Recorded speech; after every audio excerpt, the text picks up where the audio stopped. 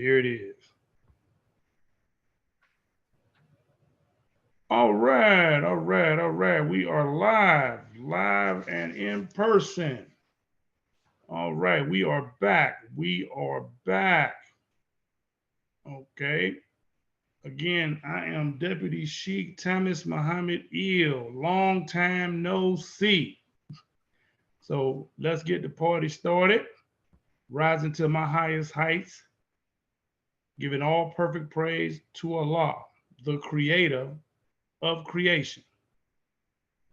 Now, with that being said, extending those high honors to all of the prophets who have come down the line of divine, mainly Jesus, Muhammad, Buddha, and Confucius, and knowing something about these four Hebrew Muslims, we can talk to the entire planet. Extending those high honors to the man that we are here to discuss today, the Honorable Prophet Noble Drew Ali, the founder of the Moorish Science Temple. Extending those honors to the man that taught me what I know, because I did not know anything about Prophet Noble Drew Ali or nationality or birthright or any of that. I'm speaking of our National Grand Sheikh Joel Bratton Bay in Baltimore, Maryland, to our Grand Body, who our National Grand Sheikh works with on a daily basis to move us upward and onward into hopefully perfection. I want to extend the honors of Islam and greetings of Islam to all the sheiks, deputy sheiks, sheikesses, deputy sheikesses, to all of our members, to all of our citizens, and most importantly, to our future, our children. I want to greet everyone. Islam, Islam, Islam. Islam simply means peace, peace, peace. And we cannot have enough peace in a mad, mad world that we find ourselves in currently. So hopefully, this demonstration this evening will give some clarity and bring you some peace of mind. You see, but it's something you and I have to do in order to get peace, because peace does not come free. You have to do something not only to get peace, but you have to do something to maintain peace, order, and contentment of mind. So that is our purpose here today. But before we get off into all of that, we have done a series of lectures and interviews, if you will. I haven't been on this platform, this YouTube platform, in over a year. That is by direct design. I put some information out, and I wanted to get the different Moorish paradigms time to analyze what we said, critique what we said, rebuke what we said. I gave you over a year, not one negative comment, not one. So that tells me I know you got it. I know you saw it, because it's 3,800 views at this point. So I know you saw it. It's close to that on the interview that I did 2 years ago. So since you couldn't come up with any rebuke, not in truth, because the tangibility was on the screen and you could go back and fact check all of this stuff for yourself. And that's what we want you to do today. We want you to fact check everything we're going to say, but I'm going to do it a little different on this presentation. I'm going to put up some documentation that you have in your hand. Everybody in here got a social security card. Everybody in here got a birth certificate. So you will not be able to say that nonsense that comes out your mouth will Deputy Sheik, I took my paperwork down there to the government and they said they didn't recognize it. Well, we're going to deal with their paperwork today. They do recognize their birth certificate. They do recognize their social security card. They recognize their driver's license. So we're going to deal with all that today. So just sit back and relax. Get your paper and pencil out. Get your law dictionary out because we're going to go over some terms because we got to understand what we're saying. There's a lot of information out here on the internet. Matter of fact, I think it's too much information. It's information overload. So now the masses of the people are confused. They don't know who to believe, who's telling the truth, who's not, because everybody's on YouTube yelling at each other. They got fezzes on, look like the ones we're wearing here today. And you're like, well, I don't know. And we got other people charging people thousands of dollars for paperwork, thousands with a comma in it, for paperwork that don't work. It don't work. Yep, I'm smashing that up on this presentation because I'm going to put my paperwork up here. And I'm going to say some things today that I've never said.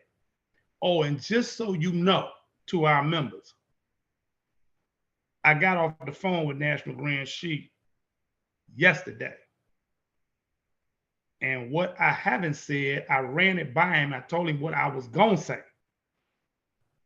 Just stand by. Just give me a few minutes. He didn't go, well, hold up, brother. Wait a minute. Don't say that. No. He didn't say nothing. He said, that's interesting. And I know what that means. Green light go. Put your seatbelt on. All right. So we're going to get off into it. So hopefully you find this presentation, demonstration acceptable. Hopefully our grand body finds it acceptable because I'm going to do a follow-up. I'm going to let you know that right now. I'm going to do a follow-up because I know what's getting ready to happen. Some of us are crazy. We're going to try to crop and paste and copy and paste and cut and trim all this up because you got it on the video because I'm going to put it up there on YouTube. And I hope the Europeans smash you, really, because it ain't no need for it. I'm literally showing you the lawful process. So you exerting all this energy trying to do it illegal, you could have took that same energy and just did it and not been bothered. But nevertheless, this demonstration today, by me putting it in the public, is going to serve as your condemnation. Because I'm saying on the video, and I'm going to show on the video, if you cut this up any kind of way, I got the original.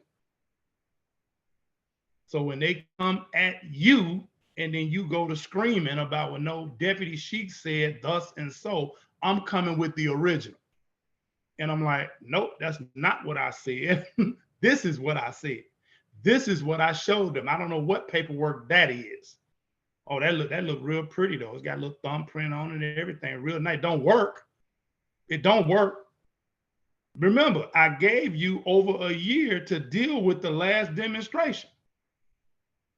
Over a year, I ain't heard nothing from nobody. So if you couldn't refute that, you definitely not gonna refute this. I will put my life on it. Trust me. I'm in that mood. Don't try me today. Don't test me. All right, so we're gonna get off into it. But first, we got to do a recap because I know there are some brothers. I know somebody tripping right now. I know somebody is tripping. You looking behind me, right? And you like, oh my God, usually the brother had a prophet up there. Yeah, well, we don't have a prophet up there today. We actually got my favorite animal, the lion. And this one here do not play. That's why I bought it. That's how I feel. So that's how it go. We dealing with the lion today. But don't worry about the lion. Worry about what's coming out my mouth and what's jumping on your screen. So first, a quick recap. We got to first understand that we are in a republic. It's one government with two jurisdictions. One government with two jurisdictions. So when you go online, you see the moles and hear the moles talking something like this. Well, they don't have no jurisdiction. They don't have no jurisdiction. I hear a lot of that. But the funny part is you still standing in their jurisdiction. I'm gonna prove my point in a minute. You still in their jurisdiction. That's why they handling you the way they handling you. If you would put your paperwork on the record and follow the lawful process that you're about to see, they won't even talk to you. You talking about they don't have jurisdiction, but you standing in a courtroom. Deputy Sheikh Thomas Muhammad Ill does not go into a courtroom. I mail stuff. You send me a correspondence, I send you a correspondence back, and that's the end of the conversation. Because it's what I'm going to send you, and it's how I am positioned. What is my status in their system? What is my status? Get your law dictionary out and look up the word status, and you'll see what I'm talking about. We're going to come to it. We're going to deal with all of it. What is your political status? Are you a U.S. citizen? Are you a non-resident alien? You know, who are you? Not based on what you're saying at the barbershop. I don't care about that. That ain't what's happening. When we pull up your paperwork, when I run your social, when I run your driver's license, when I run your tag, when I run your passport, when I pull your job application, what is your status? What will come up in the system? Are you going to come up under the definition of sovereign people? Are you going to come up as a federal citizen? I don't know. We're going to get into all that though. Are you going to come up as a stateless person? You ain't a citizen at all, but you think you are because you was told you were. I'm a U.S. citizen. We're going to get into what a U.S. citizen really is, not how you feel. You're going to have to get out your feelings. And if you can't handle this truth, you know what to do. It's in the YouTube. You can, go ahead. Just don't watch it. That's the best advice I give you, because there's going to be a lot of laughing going on in this here. A lot of laughing. I'm going to be the one doing the laughing because they're not messing with me. I went back in my memory and I was like, let me see how long I've been at this. I have now been in a situation where I have not paid a federal income tax in 6 years. Now I'm gonna say something. This ain't got nothing to do with what we talking about, but it do. Brother and sister, we will never, ever, ever, ever, ever get wealthy. Never. If you constantly have people in your pocket. You paying taxes over here. We got a hidden tax called inflation. We can't battle that because the paycheck only goes so far. You see, all because you refuse to correct your status in the system, so that you are now not party to whatever they got going on in the United States jurisdiction. I'm just leave that out there. We're going to deal with it. So we're going to start right now. I just had to get that off my chest a little bit because a lot of people are like, well, Deputy Sheik, we ain't seen you in a long time. Oh my God. Yeah, I had to give y'all time to exhaust your mouth and stop calling me with them ridiculous questions that I've already covered time and time again. You see, that's why I put the stuff in the public so you can see it. But then I noticed nobody responded to it. Not negatively. I'm like, okay, cool. That means you get it. You will pay attention, put your seatbelt on, and get this. So we're going to do a small recap. Now, your screen should have changed to the Articles of Association. All right? Yes, it did. Articles of Association, October the 20th, 1774. Why am I taking us back there? I'm taking us back there because this is now taking you back to the Republic, not taking you to the United States. Now we're talking about the United States of America, the Republic, for which it stands, one nation under God, indivisible, with liberty and justice for white. We're going to come to that in a minute too. Now, we, His Majesty's most loyal subjects, the delegates of the several colonies of New Hampshire, Massachusetts Bay, Rhode Island, Connecticut, New York, New Jersey, Pennsylvania, the 3 lower counties of Newcastle, Kent, and Sussex on Delaware, Maryland, Virginia, North Carolina, and South Carolina depute to represent them in a Continental Congress. We're going to stop right there. We have to understand that the European, and I'm going to do another one of these dealing with the European because I want you to understand that you've heard of this war called the Revolutionary War. And we have been made to believe that the pale-skinned European actually was handling all of this. Not the case, because white folks, as they are called, do lie. We had an empire. I'm talking about the Moors. The Moors had an empire east and west. We had dark-skinned Moors fighting other dark-skinned Moors. I need you to understand that when you are reading the Articles of Association. That's not our subject today, but I just wanted to put that out there because I'm going to do another lecture where we're going to get off into that with some illustration. Okay, but this is what I do want you to see. The Continental Congress was running every year. They would have a Continental Congress, have a little president, and every year that would change. And it was evolving into what you currently have today, but I'm going to get into that. It says, held in the city of Philadelphia on the 5th day of September, 1774. Why is that important? On the 5th day of September, 1774. This is the Articles of Association being written by the Moors. You do not see pale-skinned Europeans talking about they wrote anything. They tell you quick, they are the signers of the Constitution. They say they wrote it. Subject for another time. But anyway, this is coming out of a little book called What Your History Books Fail to Tell You by Hazim Hopkins Bey. What Your History Books Fail to Tell You by Hazim Hopkins Bey. On September the 5th, 1774, the Moors were a divided and defeated nation here in North America. On that date, the 13 European colonies or nations met in Philadelphia in a building known as Carpenter's Hall. As you see, that's exactly what's written right there on your screen. There are the 13 colonies right there. September the 5th, 1774.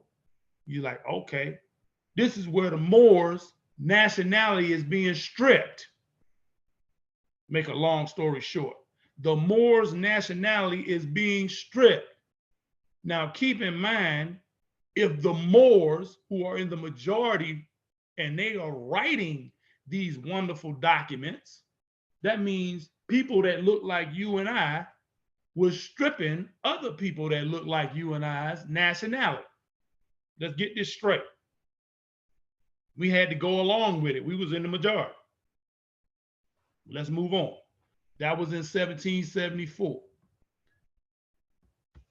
Europeans are trying to become a part of what the Moors had established here with the Great Law of Peace or the Great Law of Islam. See? So we're showing you now the evolutionary process. So you see at the Articles of Association, you see on your screen that the Moorish president was Peyton Randolph. And they're the signers. Look at the signers of the Articles of Association. Let's keep it moving. So now the Europeans are associating themselves with the Moors.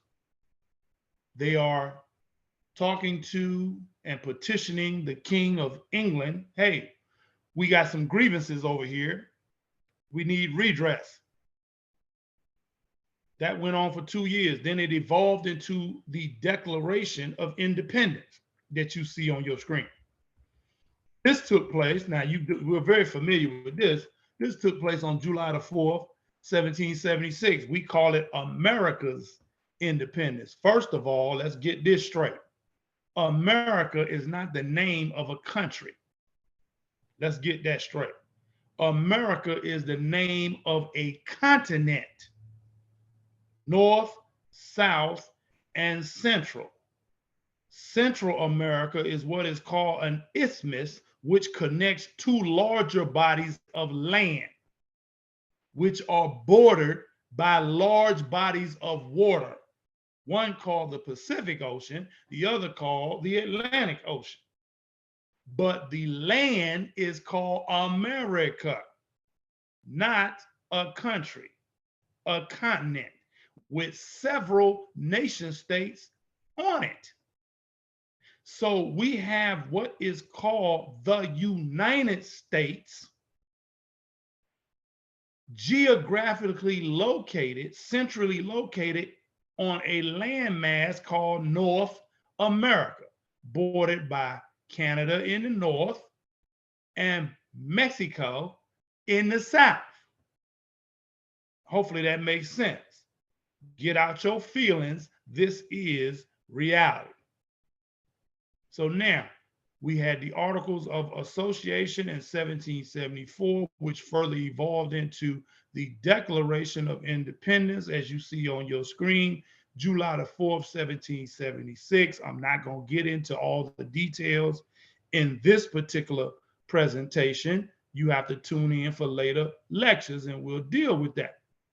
Okay, so now they are breaking off from England, breaking off from the crown, breaking off from the aristocracy, breaking off from the monarchy. They were ruled by a king and a queen. So you see the unanimous declaration of the 13 United States of America. Now, united is lowercase, states is uppercase, and then you got of America. When you see of in English, that denotes possession. Hello? When you see of in English, that denotes possession, and that's the language that we are speaking, English. Okay, so we got to use the rules of English to properly understand what we are actually trying to communicate. So what you are looking at on your screen, the unanimous declaration of the 13 United States of America, that is written grammatically correct. United is an adjective describing the noun states. That's why states is capitalized. It's letting you know that there are 13 independent states. 13 independent states, and somebody is actually trying to join on to America, the continent, which was being governed by the great law of peace that the Moors set up in the Western Hemisphere. Lock in with me. Let's keep it moving. So a separation is taking place. A separation is taking place, not an integration, a separation. And once again, you see the signers. Then this further evolved into the Articles of Confederation. The Articles of Confederation. Okay. It's actually 1778. That's a typo right there. 1778. That is a typo. Articles of Confederation. So now this is the part where we really start the lecture today. And this is where your law dictionary is going to become handy. To all to whom these presents shall come, we, the undersigned delegates of the states, notice now states is capitalized, proper noun, affixed to our names, send greetings, Articles of Confederation. Now the states are becoming confederate. And notice what it says, and perpetual union. That means the union was already here. You have some Europeans now trying to join on to the union that was already here, the union that was established by the Moors in the Western Hemisphere, the union that was being governed by the great law of peace. Are we clear? Okay, between the states of New Hampshire, Massachusetts Bay, Rhode Island, and Providence, plantations, Connecticut, New York, New Jersey, Pennsylvania, Delaware, Maryland, Virginia, North Carolina, and South Carolina, and Georgia.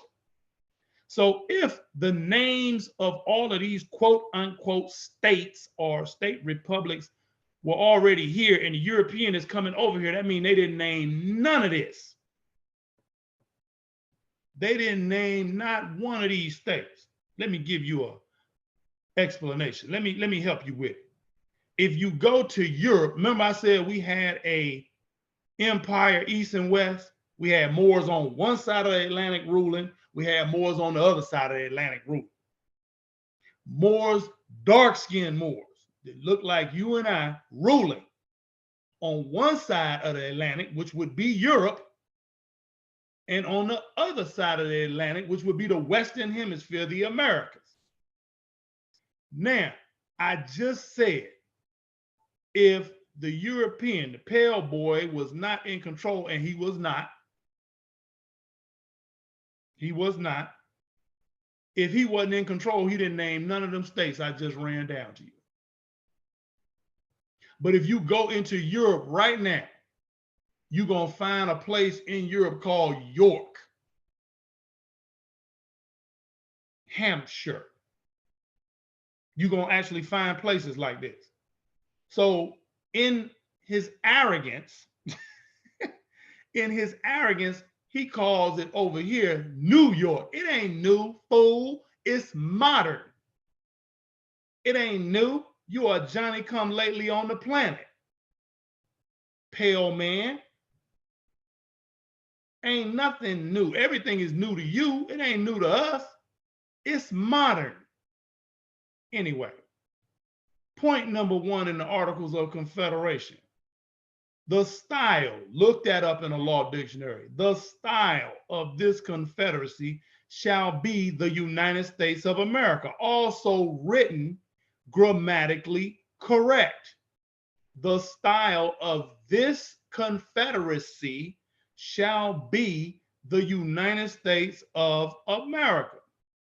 So when you look on the back of our nationality card and you see Prophet Noble Drew Ali, the man everybody say they love, say, I am a citizen of the U.S.A.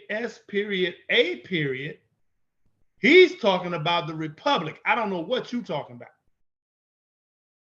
He's talking about what we got on your screen. I don't know what you're talking about. Let's get that straight. The style of this confederacy shall be the United States of America. Listen to point number two. Each state retains its sovereignty. Each state. This would suggest that each state is independent of each other, meaning that when you tell somebody you are geographically living and domiciling in the United States of America, the United States of America has 50 independent states. That's what you was taught in the public school system, was it not? Each state has its own flag. Each state has its own constitution. Each state has its own government seal. Each state has its own borders. Each state has its own state citizens. State citizens, capital C. Just let that marinate, because this is where our subject is. The style of this confederacy shall be the United States of America. So the question that's on the table is, are you physically in the United States of America, or have you contracted with something else? I don't know. That's a question for you, not for me. Because there is a entity, a corporate entity called the United States. And then there is a republic called the United States of America. Now, I don't know which one you in, but we're going to find out by the end of this demonstration. I don't know which one you in. And just for argument's sake, because I know somebody out there, I just lost everybody. I know I just lost somebody. They're like, I don't know what he's talking about. I ain't never seen that. I ain't never heard that. Okay, I got you. I got you. So we're gonna bring some illustration to the table to help you with your understanding. Let me find it. Hold on. I gotta find it. Bear with me 1 second. There we go, right here. I'm gonna help you find it. This is the back of your Federal Reserve note, or what is affectionately called a $1 bill. So over here on the left, you have the United States of America. You have the governmental seal for the United States of America on the left.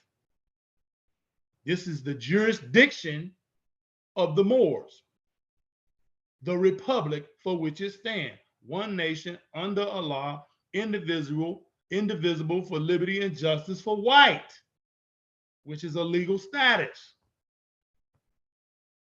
Then on the right side of the screen, you got the United States,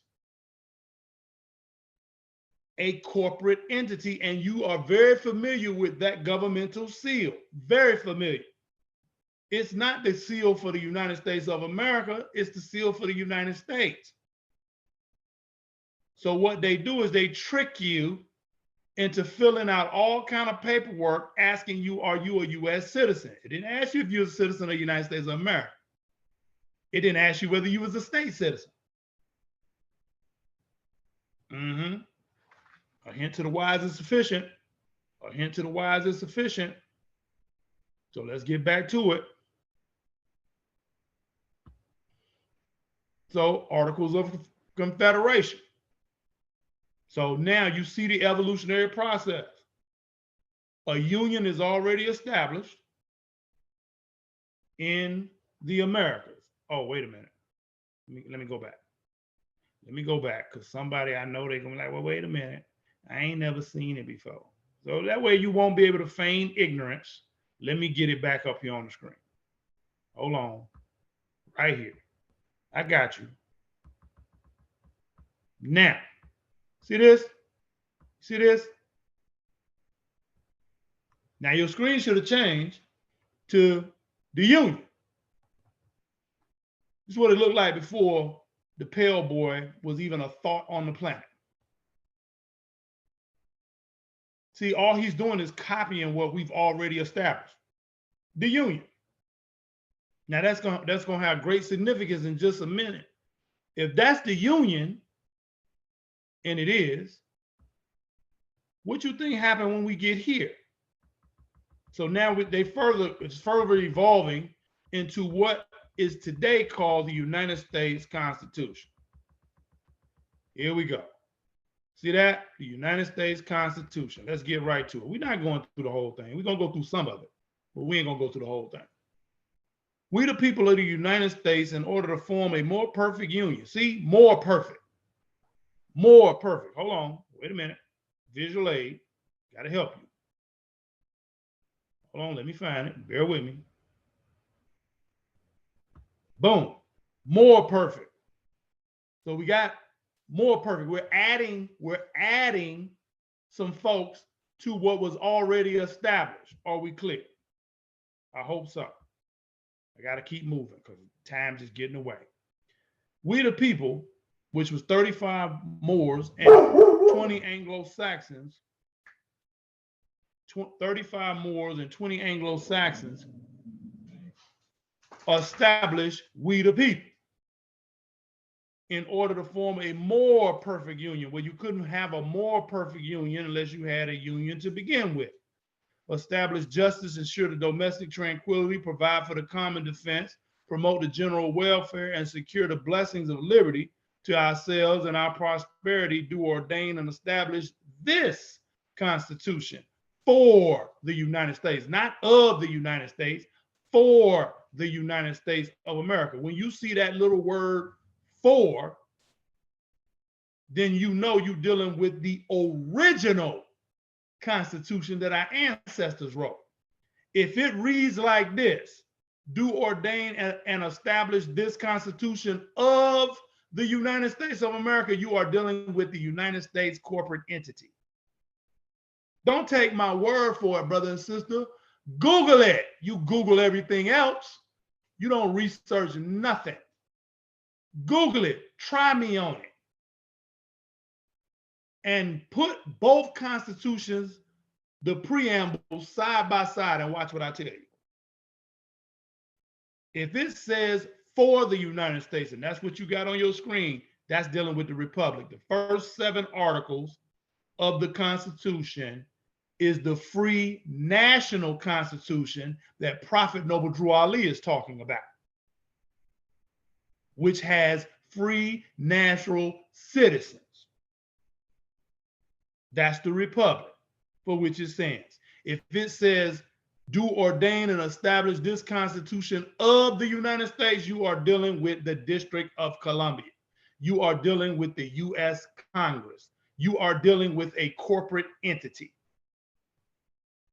And you yourself now you have to change your status, your position within the social construct in order to get any justice at all. Please believe. Okay, so I hope we made that clear. We're gonna move on. I'm moving kind of quick. It's a video, so you can stop it, rewind it, fast forward it, do what you need to do in your study. But we are going to move on. So recap real quick. Union in the Americas.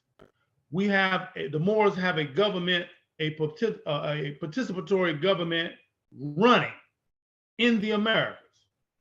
The Europeans are like, hey, we're not getting justice over here where we are. Let's go to the Americas and see, can we join on to this union? They studied us. They said, okay, we like what we see. We want to join on. So the Articles of Association, they had to associate themselves for 2 years with the Moors. That further evolved into the Declaration of Independence, where they did an official break off from the crown, the King and Queen of England. They broke off in 1776. Then they became Confederate in 1778 with the Articles of Confederation. And then that evolved into a more perfect union in 1789, I believe. Yes, 1789. And that's where we are. And that's where we are right now. You say, no, it ain't. You're right. Because we had another war that came up. Slavery was a big issue. It was on full tilt. Slavery back then was what oil is to the world economy today. Slavery back in the 1700s, human chattel was what oil is today. So people were fighting and trying to get more slaves because there was a lot of money tied, a lot of gold and silver tied to that. Okay, so you had the Moors on one side of the Atlantic cooperating with the Moors on this side of the Atlantic, and they had an extensive slave trade just running rampant. Yes, we did it to ourselves. And if you doubt what I'm saying, if you doubt, because I know you need some modern, because you ain't gonna look nothing up, you ain't gonna read nothing, then go get a movie called 12 Years a Slave and just see if what you see in that movie is what you were taught in school. They taught you in school that, man, it was ships building, and in Africa, the European, the pale boy went over to Africa, got our ancestors, brought them over here to America, and they had them back to Europe, and they, we had it popping off. That's what you were taught. That's what I was taught. But then when you watch the movie 12 Years a Slave, you see that a brother was in the North having a drinking. He was drinking with some pale-skinned Europeans, got drunk, passed out, and they took him down south. He never left the geographical area of North America. And he was enslaved. Uh-oh. Check the movie out. Don't take my word for it. Okay, good. Now, got that in. Check it out. All right. So now, I just told you the Moors' nationality was stripped September the 5th, 1774. I told you that. What do I mean your nationality was stripped? Everybody has a nationality, brother and sister. Everybody. When you are describing human beings, you describe them by their nationality. No human being is described by crayons, colors, white, black, brown, yellow, red. No, that's a misnomer. That does not properly or adequately describe what you're looking at. A noun is a person, place, thing, or idea. A noun is a person, place, idea, or thing. An adjective is that which describes the noun. So if you are a quote unquote black man, what's the noun? Black is an adjective describing a noun. What is the noun? See, because if I say black tennis shoes, you understand exactly what I'm talking about. Black is not the noun. Black is telling you the color of the tennis shoe. Hello? You get it? Let's move on. These are basic concepts. Everybody on the planet understands this until you get to the Wild Wild West. And now you're in the United States. You're dealing with that corporate entity that's sitting in the District of Columbia. So now it's a color caste system. Let's keep it moving. Let's keep it moving. Color caste system. So you say, what does that got to do with anything? I'm gonna tell you. As soon as I find what I'm looking for, all right. So one of the things I'm gonna do, since we say Prophet Noble Drew Ali is the man, not a man, the man. Okay, then let's bring his literature. Let's bring the man's literature to the table. So we can talk about what he talking about. We ain't talking about what you talking about. We talking about what he actually said. And I'm not gonna talk over your head. I'm gonna get right to the point. This is Prophet Makes Plea to the Nation. Now, I probably should put this up here, but I need to move on for the sake of time. If you have our Naturalization Orientation Handbook handy, get it out and read it. It's in there. Or you have the Prophet's literature, get it out and read it. And if you don't have the Prophet's literature, go right here to this website. I want everybody to go to the website and just purchase it. Moorish Science Temple, the Divine and National Movement of North America Incorporated, number 13, the Moorish American National Republic. There it is. That's our official website, MoorishAmericanNationalRepublic.com. Lock it into your favorites page. This is what it looked like. Now, you can do what you want. You're an adult. You can do what you want. I'm just putting some information out here for you. Okay, let's keep it moving. But like I was just getting ready to say, Prophet makes plea to the nation. Our divine and national movement stands for the specific grand principles of love, truth, peace, freedom, and justice. And I, the prophet, am applying to all loyal, faithful Moors, members, and the American citizens. Notice the verbiage that he's using to help me in my great uplifting acts of uplifting fallen humanity among the Asiatic race and nation. For I have suffered much and severely in the past through misunderstanding of what the movement was dedicated to. It is the great God Allah. It is the great God Allah alone that guides the destiny of the divine and national movement. I know all true American citizens. Notice the language. I know all true American citizens are identified by national descent names. Well, first of all, you got to know what your national descent name is. You got to know what America is. America is a continent. Anyway, to answer and apply, wait a minute, let's come again. I know all true American citizens are identified by national descent names. To answer and apply to the free national constitution. Now, I just told you that the free national constitution was the first 7 articles in the original constitution of this free national republic. Prophet Noble Drew Ali calls it a republic, for which it stands.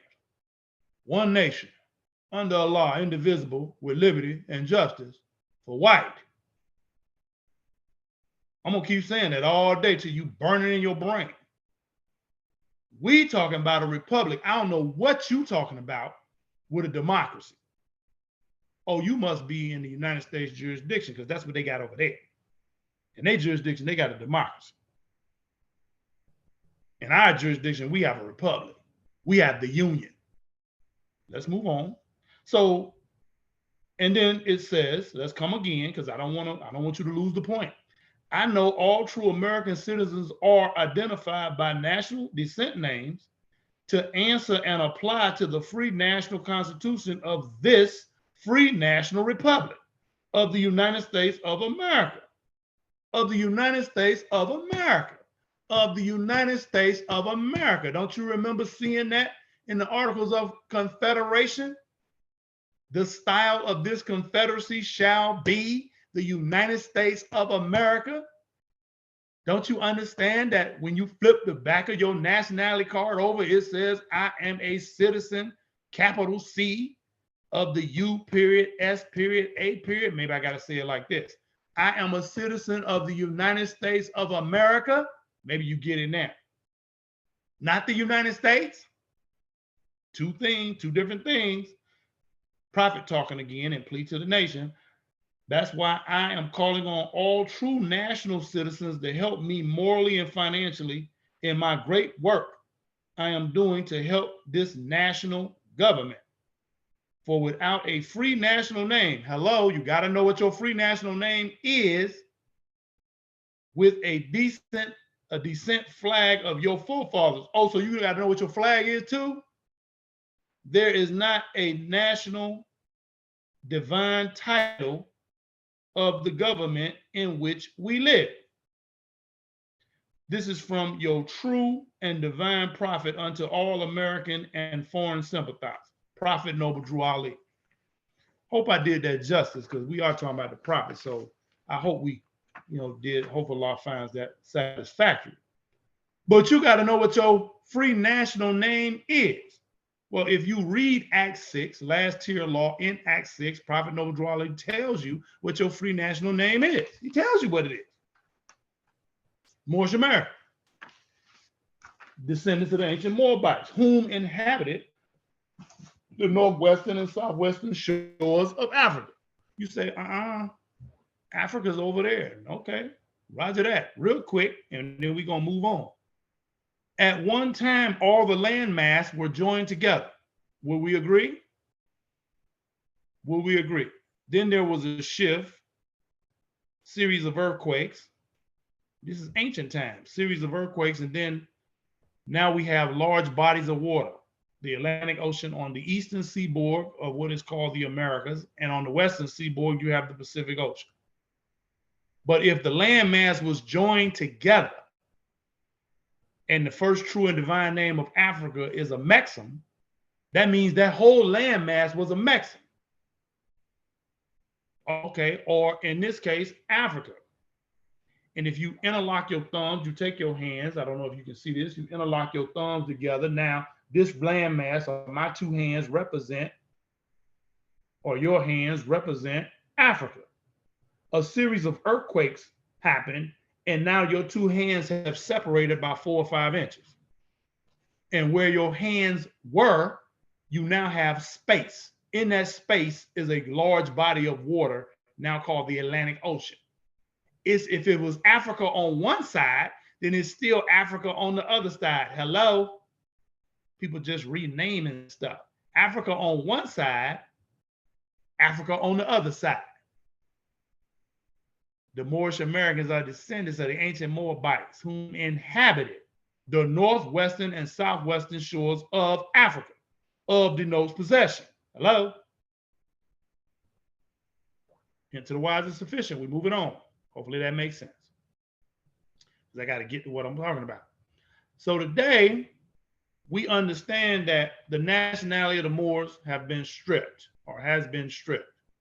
So let me do this. Since I'm done with this particular section right here, let me go back up here so I can make sense out of this, because somebody ain't gonna know what I'm talking about. So this is our naturalization orientation handbook that everyone should go to our website and purchase. Okay, you should go to our website and purchase. You should go here, okay, to this website and purchase this little booklet along with everything else that has been written of the prophets literature. Buy it all, read it, and apply it. But anyway, there are 7 acts. This is Act 6 of 7. Okay. With us, all members must. It's not a good suggestion. It's not a great idea. It's not something I might do. It's not something I'm thinking about doing. It's something that you must do. With us, all members, not some members, all members must proclaim their nationality. Well, you can't proclaim what you don't know. You cannot proclaim what you don't know. With us, all members must proclaim their nationality, and we are teaching our people their nationality. So you have to be taught what your nationality is, because our nationality as a people was stripped September the 5th, 1774, back there at the Articles of Association. Is it making sense? With us, all members must proclaim their nationality, and we are teaching our people their nationality and their divine creed, that they must know that they are part and parcel of this said government, part and parcel of this said government. So you mean you actually are a part of said government? Said in law dictionary, when you look it up, means that which was before. Well, what was before what you have now? It was the Union. It was before what you are currently experiencing, called the United States. The Union is perpetual. It can't go away. I say again, the Union is perpetual. It cannot go away.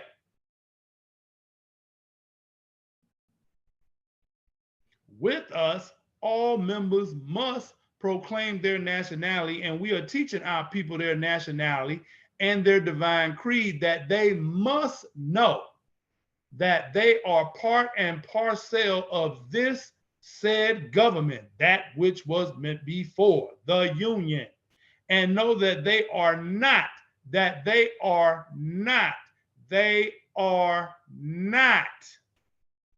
Negroes, colored folks, Black people, African Americans, or anything else you feel like identifying with today, or Ethiopians, because these names were given to the slaves by the slave holders in 1779. That would be the same year that the Constitution was signed, with the folks trying to join on to. Hint to the wise is sufficient. And lasted until 1865, during the time of slavery. Well, what happened in 1865? Was that not the conclusion of the Civil War? Was we not fighting a slavery issue? Do we not have a major slavery issue going on here in this area? But this is a new era of time. What constituted the new era of time? Join on to our School of Law and History, and they'll teach you all about the new era of time. I'm not going into it today. Okay, now, and all men now must proclaim their free national name to be recognized. Well, we're going to get into how you become recognized. What do you have to do to become recognized by the government in which they live and the nations of the earth? This is the reason why Allah, the great God of the universe, ordained Noble Drew Ali, the prophet, to redeem his people from their sinful ways. What sinful ways? Clinging to names and principles that delude to slavery. You just don't want to let go. So we are suffering all kind of injustice and travesties because of the way we have been positioned and our political status in the social construct called the United States. We're going to deal with it. And then in the last tier, Noble Drew Ali says, the Moorish Americans are the descendants of the ancient Moabites whom inhabited the northwestern and southwestern shores of Africa. I just wanted to put that on the record. I wanted to put it on the screen so you could see it for those that have never seen it before or read it or even understood it. Notice he keeps saying members. He keeps talking about members. See, we got members and then we got citizens. We got members, then we got citizens. Which one are you? Are you a member? I've been in Moorish Temple all my whole life. I'm not impressed. Not impressed. Because now the question is, are you a member of the Moorish Science Temple or are you a citizen of the Moorish Science Temple, National Republic? That's a question for you, not for me. I remember last year, She did a very good demonstration on that, broke that down. I'm not gonna get into that today, but I'm gonna show you how you must apply to the free national government. I'm gonna show you how to do that. How much you apply? Let's get into that. How much you apply? Let me read it again. Let me get it back up here, because we're gonna deal with the prophet's literature. We ain't talking about what you talking about. I done told you. We ain't dealing with what you talking about. We dealing with what Prophet Noble Drew Ali is talking about. Once again, prophet makes plea to the nation. Our divine and national movement stands for the specific grand principles of love, truth, peace, freedom, justice. And I, the prophet, am applying to all loyal, faithful Moors, members, and the American citizens to help me in my great uplifting acts of uplifting fallen humanity among the Asiatic race and nation. For I have suffered much and severely in the past through misunderstanding of what the movement was dedicated to. It is the great God Allah alone that guides the destiny of this divine and national movement. I know all true American citizens are identified by national descent name. Again, your national descent name is Moorish American. To answer and apply to the free national constitution. Well, the free national constitution is the first 7 articles of the original constitution for America, not of the United States, for the United States. There you go. All right. Now, so how does one apply to the free national government? How does one apply to the free, how does one come under the protection of the free national constitution? How does that happen? How does that happen? Well, the only way you could figure that out is you have to once again use the prophet's literature. Does that make sense? Go to Act 5. Go to you heard me you saw me just read Act 6. Go to Act 5. Try that. Read that. I'm gonna have to put it up here on the screen because I don't want nobody to have the excuse of now saying, well, I ain't never seen the acts. I hear you talking, brother, but I ain't never seen it. So I'm gonna take my time and put it up. I was gonna run by it real quick and just go under the assumption that you know what you know, but that just wouldn't be smart. So I'm gonna run down to it on the screen. Take my time with you. Hopefully you're not going to sleep. I hope y'all ain't going to sleep out there. In TV land, I know y'all tired when y'all start hearing information go over your head. You're like, I'm sleepy. I'm sleepy. No, wake up. That's the problem. You sleep. So again, our National Grand Sheik, Joel Bratton Bay, with one of our Mobites, has put this wonderful book together called the Naturalization Orientation Handbook. Again, if you don't have it, please buy it. Go on the website and buy it. It has a lot of information that you ain't gonna find nowhere else in it. And the funny part is when you bring this up to the European, he don't say nothing. He don't say nothing. He don't disagree. He just get you out of wherever you standing. He gonna usher you out. Get out. Don't want to deal with it. And that's okay. Here we go. I found what I'm looking for. I need us to first understand. You see what you're looking at? The Moorish Science Temple of America, the Divine Constitution and Bylaws by Prophet Noble Drew Ali, founder. You see why I opened up my opening remarks? Why I say Prophet Noble Drew Ali, the founder? Because I want you to understand we're going back to the original source of the information. So you can't say, well, that's what your National Grand Sheikh said. That's what your Sheikh said. That's what your Sheikhist said. And you go, that's your excuse. Well, I can't trust none of that. Okay, you ain't got to trust them. Read it for yourself. This is what Prophet Noble Drew Ali, the founder, said. Can we agree on that? Acts 1 through 7. But we're going to focus in on Act 5. This organization of the Moorish Science Temple of America is not to cause any confusion or overthrow the laws and constitution of the said government. Now, we saw that word said in Act 6. You looking at Act 6 right below it. Said government, but to obey herein. Well, what is the constitution of the said government? It would be the Constitution for the United States of America. Uh-oh. Well, how does one apply to the Constitution? We got to bring the Constitution to the witness stand. Don't that make sense?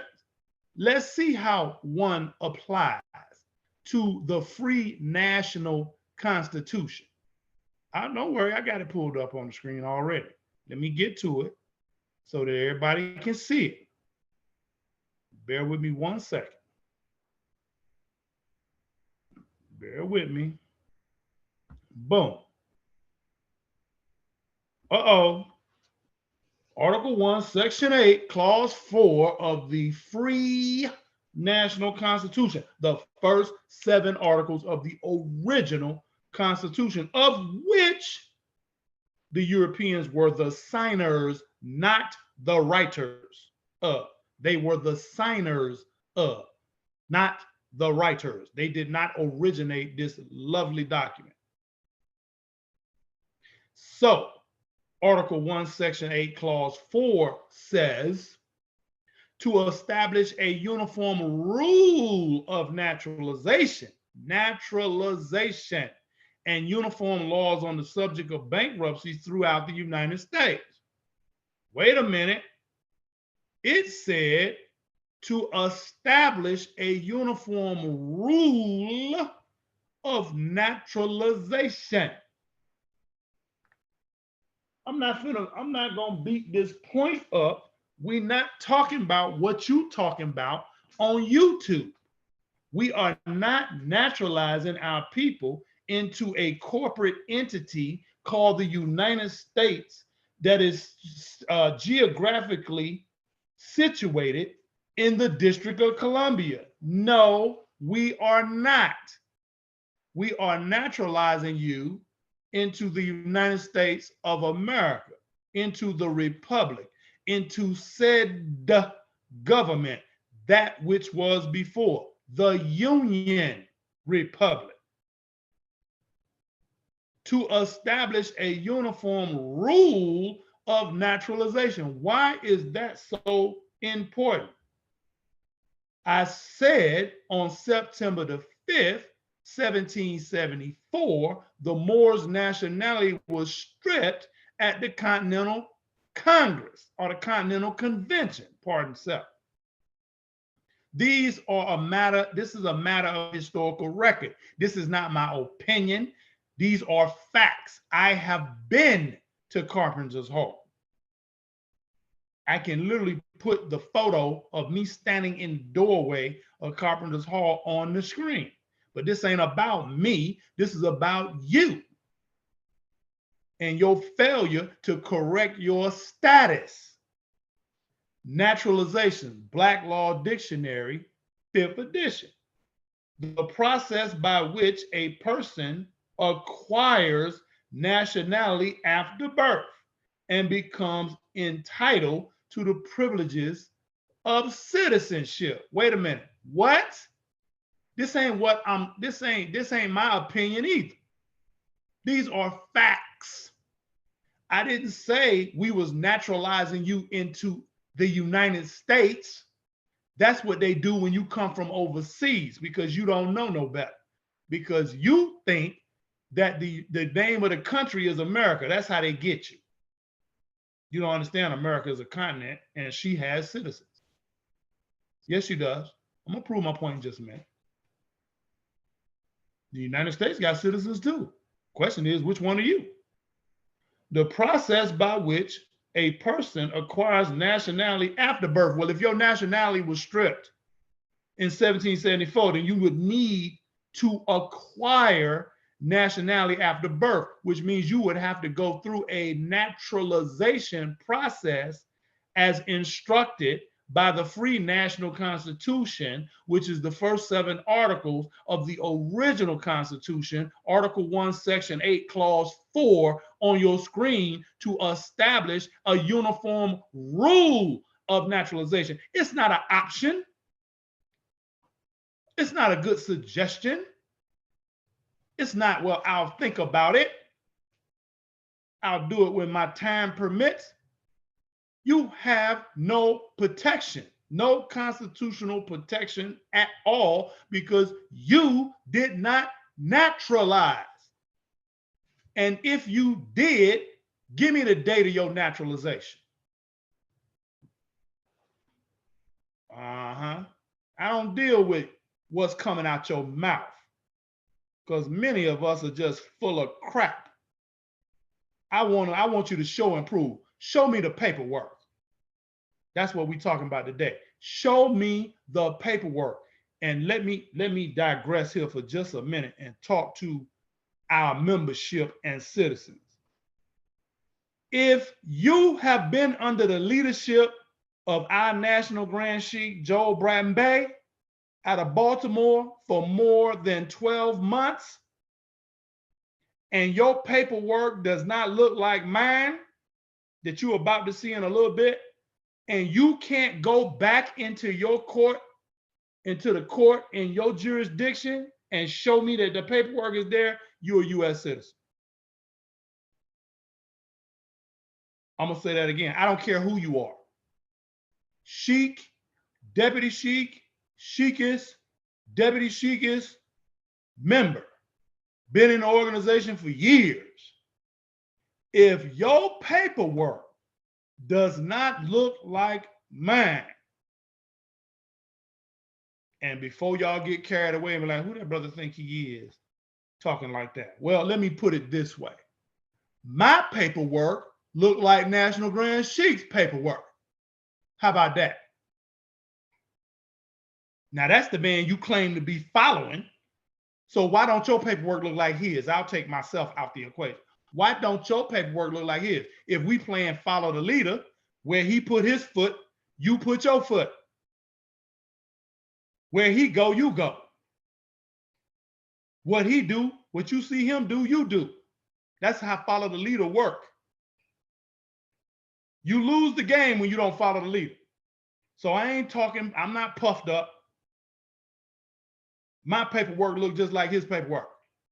How do you know, brother? How I know that? Because I got his paperwork. But I'm going to put my paperwork on the screen. I'm not putting his paperwork on the screen. All right, but anyway, let's get back to it. To establish a uniform rule of naturalization and uniform laws on the subject of bankruptcies throughout the United States. Naturalization, lawful definition, the process by which a person acquires nationality after birth. So if the nationality of the Moors was stripped in 1774, you got to go through a naturalization process. That's the point. That's the point. All right? I hope we're good. Well, since we on that subject, we better cover what a nationality is, because that seems to be the issue. Because if you got to proclaim a nationality, then you should understand why you have to proclaim a nationality, and you should be able to explain to me what a nationality is. So the lawful definition of nationality, again, get your Black's Law Dictionary out. That quality of character which arises from the fact, not my opinion, from the fact of a person belonging to a nation or state. Nationality determines the political status of the individual, especially with reference to allegiance, while domicile determines his civil status. What's the political status of so-called Black people? What's the political status of so-called African Americans? What's the so-called status of Europeans who are running around talking about they white? What's the so-called status of our brothers who identify themselves as Indians, even though they're in the Western Hemisphere? What's their status? And they're on a quote unquote reservation. What's their political status? Huh? Just some questions. Nationality arises either by birth or what? Naturalization. Nationality arises either by birth. Well, that didn't happen because your nationality was stripped in 1774. Or naturalization. When did you naturalize? And who authorized that? Who administered your naturalization? What was the person's name? What date did they do it, and where did they do it at? If it happened, you have all that information in your possession, just like you got your driver's license. I hope this makes sense. And again, if it don't, you ain't gonna catch everything today. Again, if it don't, then just watch the video again. Watch everything else I put up there, and eventually it will click. Please register into our School of Law and History.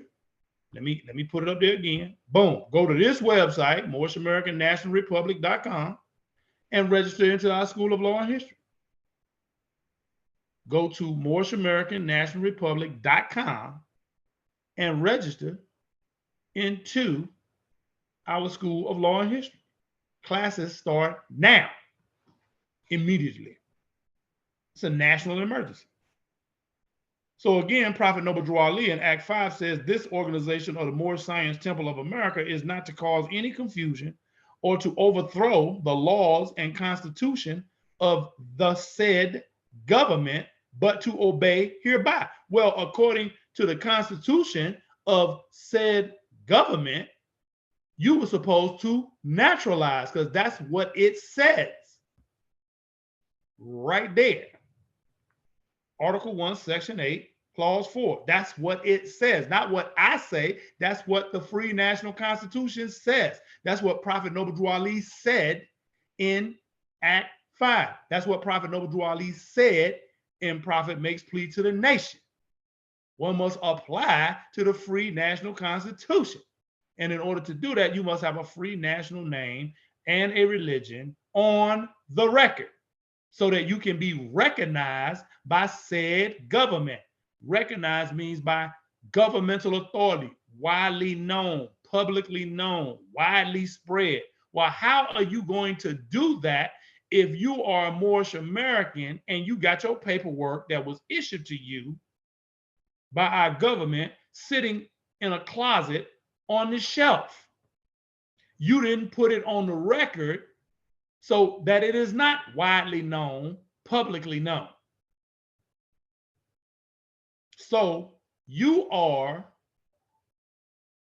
Thomas Muhammad Eel in the Moorish Science Temple, but everywhere else in your interactions and on paperwork, you are Willis McGillicuddy.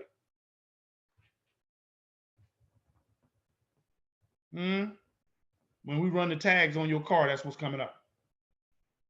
When we go and get your job application, you ain't got nothing on there but a name. You ain't changed the political status. You ain't do none of that. You just did a name change. And when we call the IRS and we acquire about who is this individual, they go, yeah, he's a U.S. citizen. Not what I say, it's what they can prove. It's not what I say. It's what they can prove. And I know for a fact we have some people sitting right up under the leadership of National Grand Sheikh Joel Bratton Bey, who resides in Baltimore, you under his leadership, and you still a U.S. citizen. I know that for a fact. You get in some kind of controversy, you call Baltimore, you call him, and that's how we find out you ain't did what you supposed to do as a quote unquote member. Now here we trying to defend you in the controversy, letting everybody know, letting the so-called white man know that you have affectionately changed jurisdictions, but the reality is you are still over here on the right side of your screen. You have not changed jurisdictions at all. You still over here in the United States jurisdiction because you haven't straightened out your political status. You just did an adult name change and got your ill and bay next on your name. Good for you, but you didn't change your political status. You didn't take it all the way. So you're on the right side of the screen when you're supposed to be on the left. So this is why they still communicating with you from the right side of the screen, because you are a U.S. citizen. You got to go all the way through the process, brother and sister, that you're going to see in a few minutes. You got to go all the way through to get all the way out. But I understand why you don't want to get out. Slaves have been made dependent. How we going to eat? I eat very well, thank you. I know. I had to get it in. Because that's how you sound. Whining and complaining about everything because you don't want to stand up like a man and a woman and take an independent step. Separation is the best and only solution. Hello? I say separation is the best and only solution. That ain't Prophet Noble Ali didn't say that. Well, he believed in separation. President Abraham Lincoln believed in separation. And another little man that wore fez named the Honorable Elijah Muhammad taught separation day in, day out. He said, not what I said, he said, it is more important to teach separation than prayer.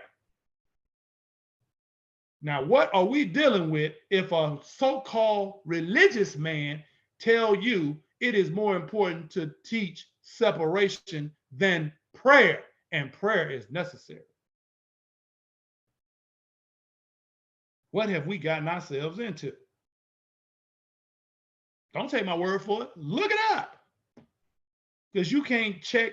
You ain't going to be able to come back and say nothing to me. I've been doing this for 30 years. You ain't going to be able to say nothing. I know every argument you getting ready to come with, and I will smash you with your argument. I won't even get into mine. I know you like that brother kind of bold. Test me on it. Try me. You'll see. All right. Anyway, so you're on the right side of the screen when you should be on the left side of the screen. On the right side of your screen is what is called the United States. On the left side of your screen is what's called the United States of America, the republic for which it stands. That's the government seal for the republic on the left. And on the right, that's the government seal for the corporate entity that's in the District of Columbia right now. That was created with the Organic Act of 1871, I believe. No, we ain't got to guess. I got it right here. We're going to pull it up. We are not going to guess. Boom, right there. I had it right. The Organic Act of 1871, you're looking at it on your screen. Hello? Be it enacted by the Senate and House of Representatives of the United States of America. Hello? Remember when I said you see of the United States of America, you was dealing with the corporate entity? That's not the republic? Hello? Act to provide a government for the District of Columbia. It didn't say the United States of America. It said the District of Columbia, a 10 square mile area situated called the District of Columbia. That is the United States.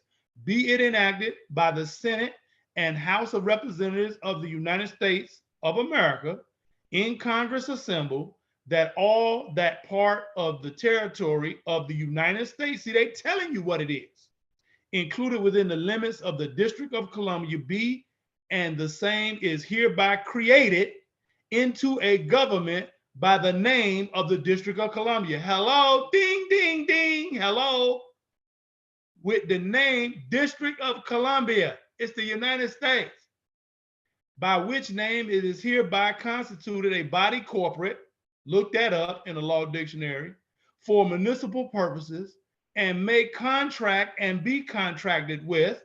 Ain't that what you doing now? Sue and be sued. See, it's a corporate entity. Plead and be impleaded. Have a seal. Does it not have a seal? Did I not just put that up there?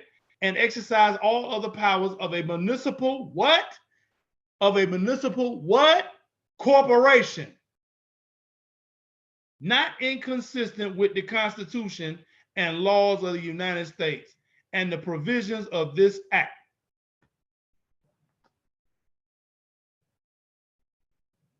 I can do this all day long with the tangibility. I am not going to just talk to you without showing you what I'm actually saying from their records. This ain't our records over in Moorish Science Temple. These ain't our records. These are their records, their being the de facto government.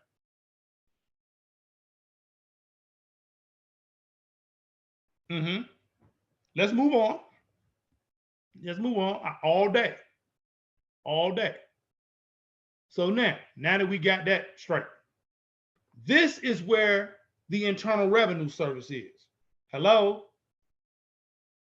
This is where the UCC is, the Uniform Commercial Code that many of you Moors are guiding our people to. Dummy. That's what the UCC is. That's what the IRS is. That's what the United States Treasury is.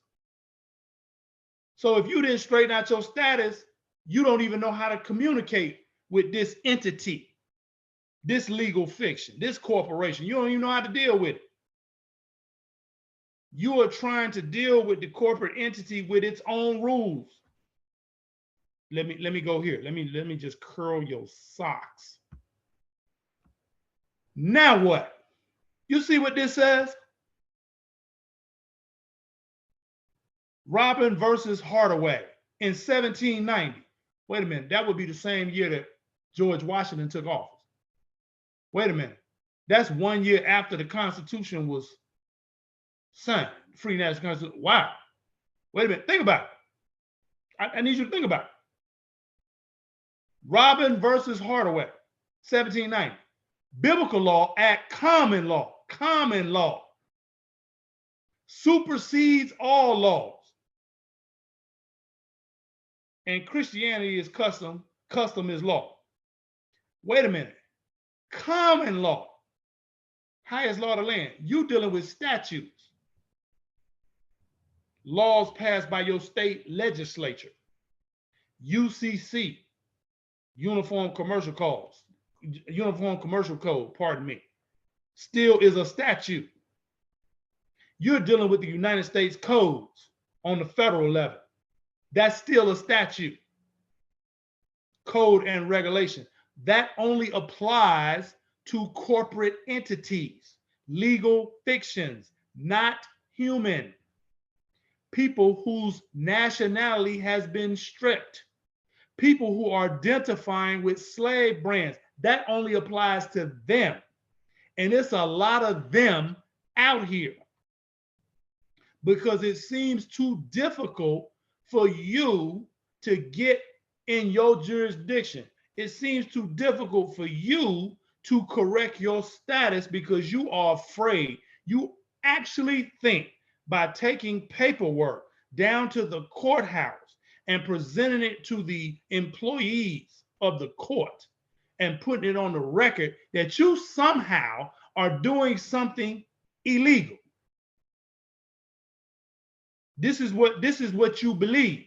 You ain't got the balls to say it, but that's what you believe. How do I know? Because many of us get in controversies, call National Grand Sheik in Baltimore. Then when we start doing a little investigation, we find out your paperwork ain't on the record. Your name is James Brown. No ill, no bad.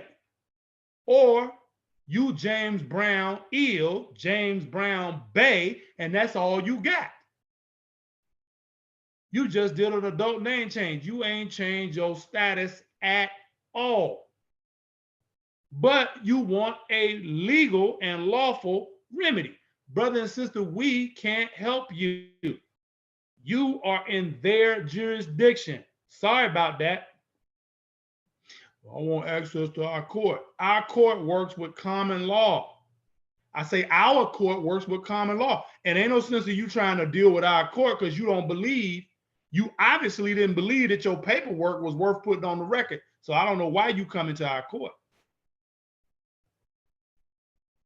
Let me explain something to you. You can't demonstrate what you don't believe. You see how strong my demonstration is? Do you understand I talk to Europeans like this? I don't hear no. It don't even pop up in my, when I leave my living room, I know whatever I want, I'm going to get. Because I'm just not hearing no. Because I understand that common law supersedes all laws. So anytime they come with them statutes, and that's all they can come with, I let them know, we're not dealing with that. We're dealing with the free national constitution. And it says that all of your quote unquote states are you're supposed to be aligned with that, the free national constitution. Watch how quiet they get. They get real quiet. They start backpedaling. That's when they start taking you into a private room. Some of you have had this experience, taking you down to the other side of the room, taking you in the back office because they don't want you to wake up the rest of the slaves. But just in case you thought I was playing, see what this says right here? Two different and distinct nations. This is the United States Supreme Court. This is not me. This is not me. This is the United States Supreme Court. The ideal prevails with some. Indeed, it has expression in arguments at the bar. The bar is law. That we have in this country substantially two national governments. Stop right there. Stop right there. Hold on. Wait a minute. Wait for it. Hold on. I got to get it for you. Because I want to read it again and get it. Bear with me. Here we go. Let me read it again. I want to go right here. 1, 2, 3. Boom. 1, 2, 3. The idea prevails with some. Indeed, it has expression in arguments at the bar that we in this country substantially have two national governments. You thought I was playing. You thought I was playing. I'm just making stuff up. I'm just out here talking. Now, this is what I need you to understand, brother and sister. Do you think you are the only person that goes on YouTube and look at information? If you look at the information, do you understand that the United States government also, they have way more capabilities than you do? Do you understand my face is on the internet? I need you to think about this. And that if I'm instructing you to do something that's improper, unlawful, illegal, they would have been at my doorstep by now. We on year 6. Year 6. You know what I mean? Like, I'd have got a phone call, something, knock on the door, something. Hey, what you doing? Nothing. Not only did I not get any communication from them, I didn't get any communication from you. Try that on for size. And moles love to argue with each other on YouTube. I ain't heard nothing. I wish you would. See, I'm looking for the challenge. Now, the idea prevails with some. Indeed, it has expression in arguments at the bar that we have in this country substantially two national governments, one to be maintained under the Constitution. That would be the free national Constitution, the first 7 articles of the original Constitution with all of its restrictions. Okay. The other to be maintained by Congress outside and independently of that instrument. The one that's being maintained by Congress is the one that says of the United States. Of, not for the United States, of the United States. That's the one that's representing the corporate entity. That's the one that was brought into existence by the Organic Act of 1871. That's the one that's situated strategically and geographically in the District of Columbia, a 10 square mile area. That's where the IRS is. That's what many of you or most of you are contracting with. That corporate entity that is masquerading as a national government. It's not the free national government, it's the national government. That's why Prophet Noble Drew Ali in his literature, if you notice, he kept talking about the free national government or the free national constitution. Does that make sense? Okay, hopefully that makes sense. All right, perfect. Let's keep it moving. All right. And if you got questions, again, rewind, play again until you get it. You're not going to get everything overnight. So what is this all about? Let's deal with it. Can we move on? I'm moving on. Let me get some illustrations up here. Okay, wait a minute. Uh-oh, lost my PowerPoint. Hold on. There we go. Okay, so right now your screen should have changed to the PowerPoint.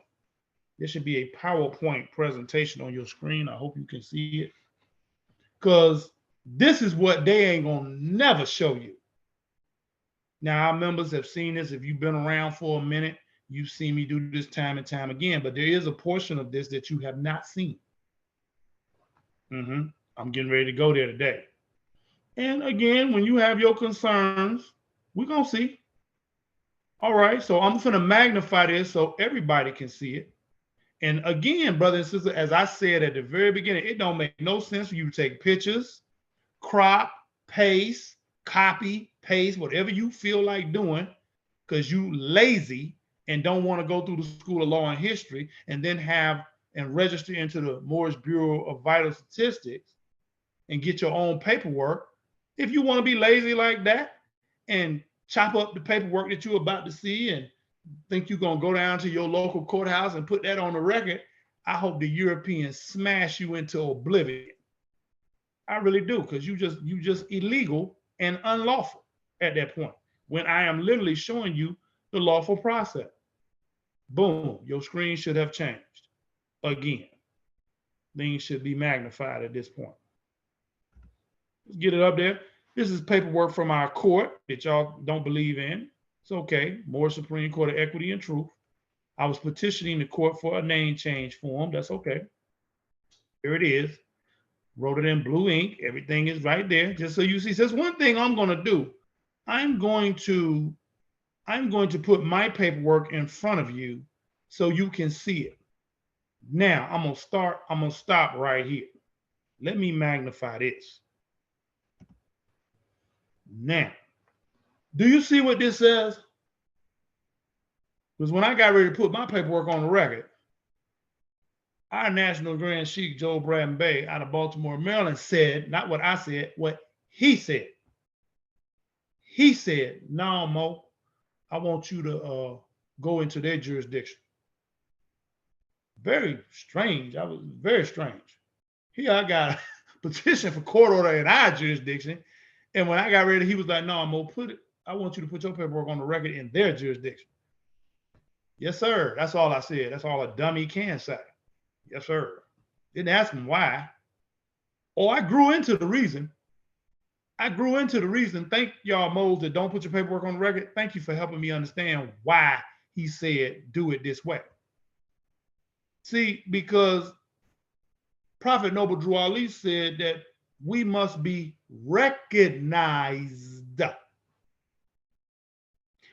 And you can't be recognized because you can't demonstrate the paperwork that's in your hand sufficiently enough to back the so-called white man off of you. Many, if not most of you, if your life depended on it, you couldn't do it. How do I know? Because we ain't heard from you yet. Anybody that follows this procedure always has a testimonial. Always. You don't have a testimony, you didn't do it. Because there is absolutely no way you get to the end of this process that I'm about to show you and the European ain't say something to you. Ain't no way. Oh, you had some questions coming at you. Anyway, you see where we went. I didn't go into our court. I went into their court in the state of Arizona, in the county, Maricopa County. You see, this is my stuff. You see that CV number sitting up there? 2018-09-3199. That's going to have a very good significance. Pay attention to that. I'm going to show you that again. Application for change of a name for an adult. So now this is me annexing the ill to my name. And we're doing it in their court because we're trying to be recognized. You understand? We're trying to be recognized. We are proclaiming our nationality. In order for us to be recognized, it has to be widely known. It has to be in the system. So this was me doing that. Hopefully that makes sense. We're going to keep it moving. Boom. That's the form. That's that. You see, this is a copy. So the original has been filed. Boom. This is everything I put on the record right here. You see this name change form, name correction. When you go through let me magnify. When you go through the School of Law and History, when you graduate, when our national registrar sends you your paperwork, this is going to be in it. Let me give a shout out real quick. I don't know if the moles do shout outs, but we about to do a shout out today. This document was started by a brother named Eric Muhammad Eel, who I believe right now domiciles in Alabama. He started it, I finished it. I say Eric Muhammad Eel out of the Alabama Republic started it, and I finished it. And this document comes with your paperwork because what we have found is moles, again, they demonstration a little weak. So I give you talking points as to why you are doing what you are doing with the paperwork. It tells you what your race is. It tells you what the political status is. White. I am making a public notice of name correction and racial designation of white, Asiatic Moor pursuant to the federal codes. Oh, so you mean to tell me they got federal codes in the United States jurisdiction that bears witness to who we are? You mean this European no? So if you didn't come this way, what are you doing?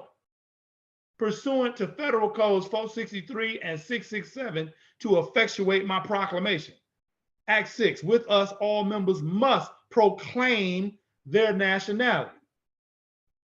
And we are teaching our people their nationality. You understand? Are you getting it? Nationality. See what it is? Moorish American, which means you should have some documentation that says this is who you are. And that documentation must be on the record. We are Moorish American because of jus soli and jus sequentis, the right of blood and the law of the place of one's birth. The Moorish Americans are descendants of the ancient Moabites, whom inhabited the northwest and the southwestern shores of Africa. Act 6. The law of one's descent or parentage. We are descendants of Moroccans born in America. Hello? If you hear anything that don't make sense, please contact a brother and let them know. But please have your facts together, because we're not going with your opinion. I'm not coming at, don't come to me about how you feel. Don't come to me about what you heard. I don't want to hear nothing about what Taj Tariq Bey said, Sabir Bey said. We're dealing with what the law is. We're going to deal with reality. We're going to deal with what the prophets say. We ain't talking about what you talking about. Let's keep it moving. according to all true and divine records of the human race, there is no Negro, black, or colored race attached to the human family, because these names were given to the slaves by the slaveholders in 1779. Now, if you went through the School of Law and History, you should know what this verbiage is. Act 6. And lasted until 1865 during the time of slavery. I have proclaimed my nationality and divine creed and have taken the oath of amnesty and reconstruction. Stop. To all the Moors on YouTube, did you take the proclamation? I'm sorry, not the proclamation. Did you take, well, it is a proclamation. Did you take the oath of amnesty and reconstruction? No, you have not. See what it says in parentheses? A proclamation, December the 8th, 1863, to make it known that I am part and parcel of this said government. Uh-oh. Wasn't you instructed of that in Act 6 by Prophet Noble Drew Ali? The man you claim to be in love with? The man you claim to be following? Take our national grand sheik out of the equation. Prophet Noble Drew Ali said, and every time I say that, you should slide a little closer to your camera. You should slide a little closer to the screen. You should come up to attention. Every time I say Prophet Noble Drew Ali said, see, this ain't how I feel. This is what he said. These are the proclamations that President Abraham Lincoln put down back there in the Civil War era, back there in the era of slavery. Didn't Prophet Noble Drew Ali tell you in Act 6 that slavery lasted until 1865? He didn't say ended. He said lasted. Because now slavery has changed forms. You got an entity now called the United States Corporation. That didn't exist in 1865. You have state governments aligned with the corporate entity called the United States Corporation. Now, that didn't happen in 1865. We were still operating with the free national constitution. We still had the free national government. So you see how if Prophet Noble Drew Ali comes 1917, 1930, you see how you got to bring your actions in line with what's going down today. I'm gonna just keep it going. Note I'm part and parcel of this said government. That takes you back to the Union. And then your ethnicity, you see what it is. And we have the Compensated Emancipation Proclamation there, dated December the 1st, 1862. And we got the vote count. I'm not getting into all of that. All right, it's there. By the Naturalization Orientation Handbook, it's all in there. Okay. The proclamations of President Abraham Lincoln. The 4 proclamations. Brother and sister, hear me well. The 4 proclamations of President Abraham Lincoln right now is the law of the land. 13th Amendment with 20 sections. Ratified November 18, 1865. Made a permanent part of the free national constitution. I ain't dealing with your opinion. I'm dealing with what we can prove, which substantiates those proclamations, is the law of the land right now. There is no quote unquote judge who will dispute that.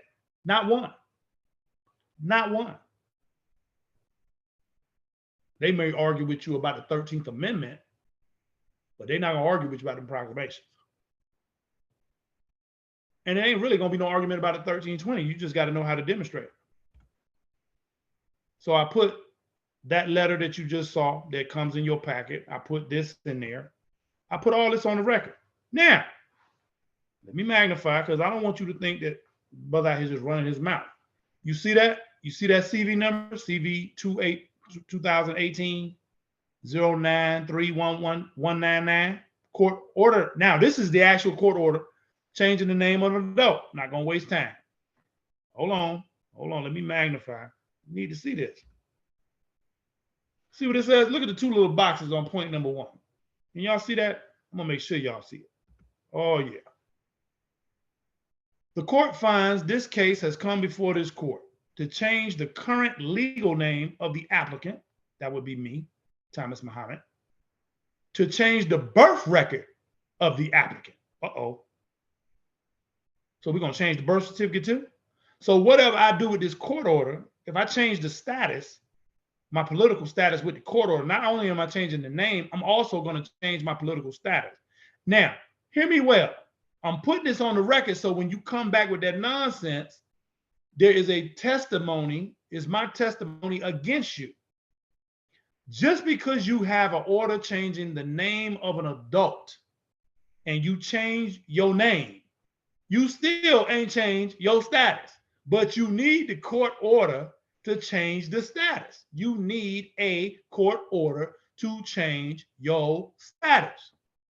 So if all you did was take your paperwork down to the court and put it on the record, you are not done. You change your name. That's exactly what it says. Order changing name of an adult. Is that not what it says? That's what it says. You can take this court order and change the birth record of the applicant. You can do that too. You still ain't changed your status. I just want to make that clear. I'm going to show you how to change your status though. So you see Judge Lynch got his signature on there. We all good. We're going to keep it moving. I got our charter on there, highest charter of the land. I'm not dealing with our charter in this presentation. That's for another time. And this is our paperwork. Once you graduate the School of Law and History, you get paperwork to look just like this. Just like this. I ain't going to give you time to copy and paste. You get a registration because you're going to register yourself in the Moorish National Bureau of Vital Statistics.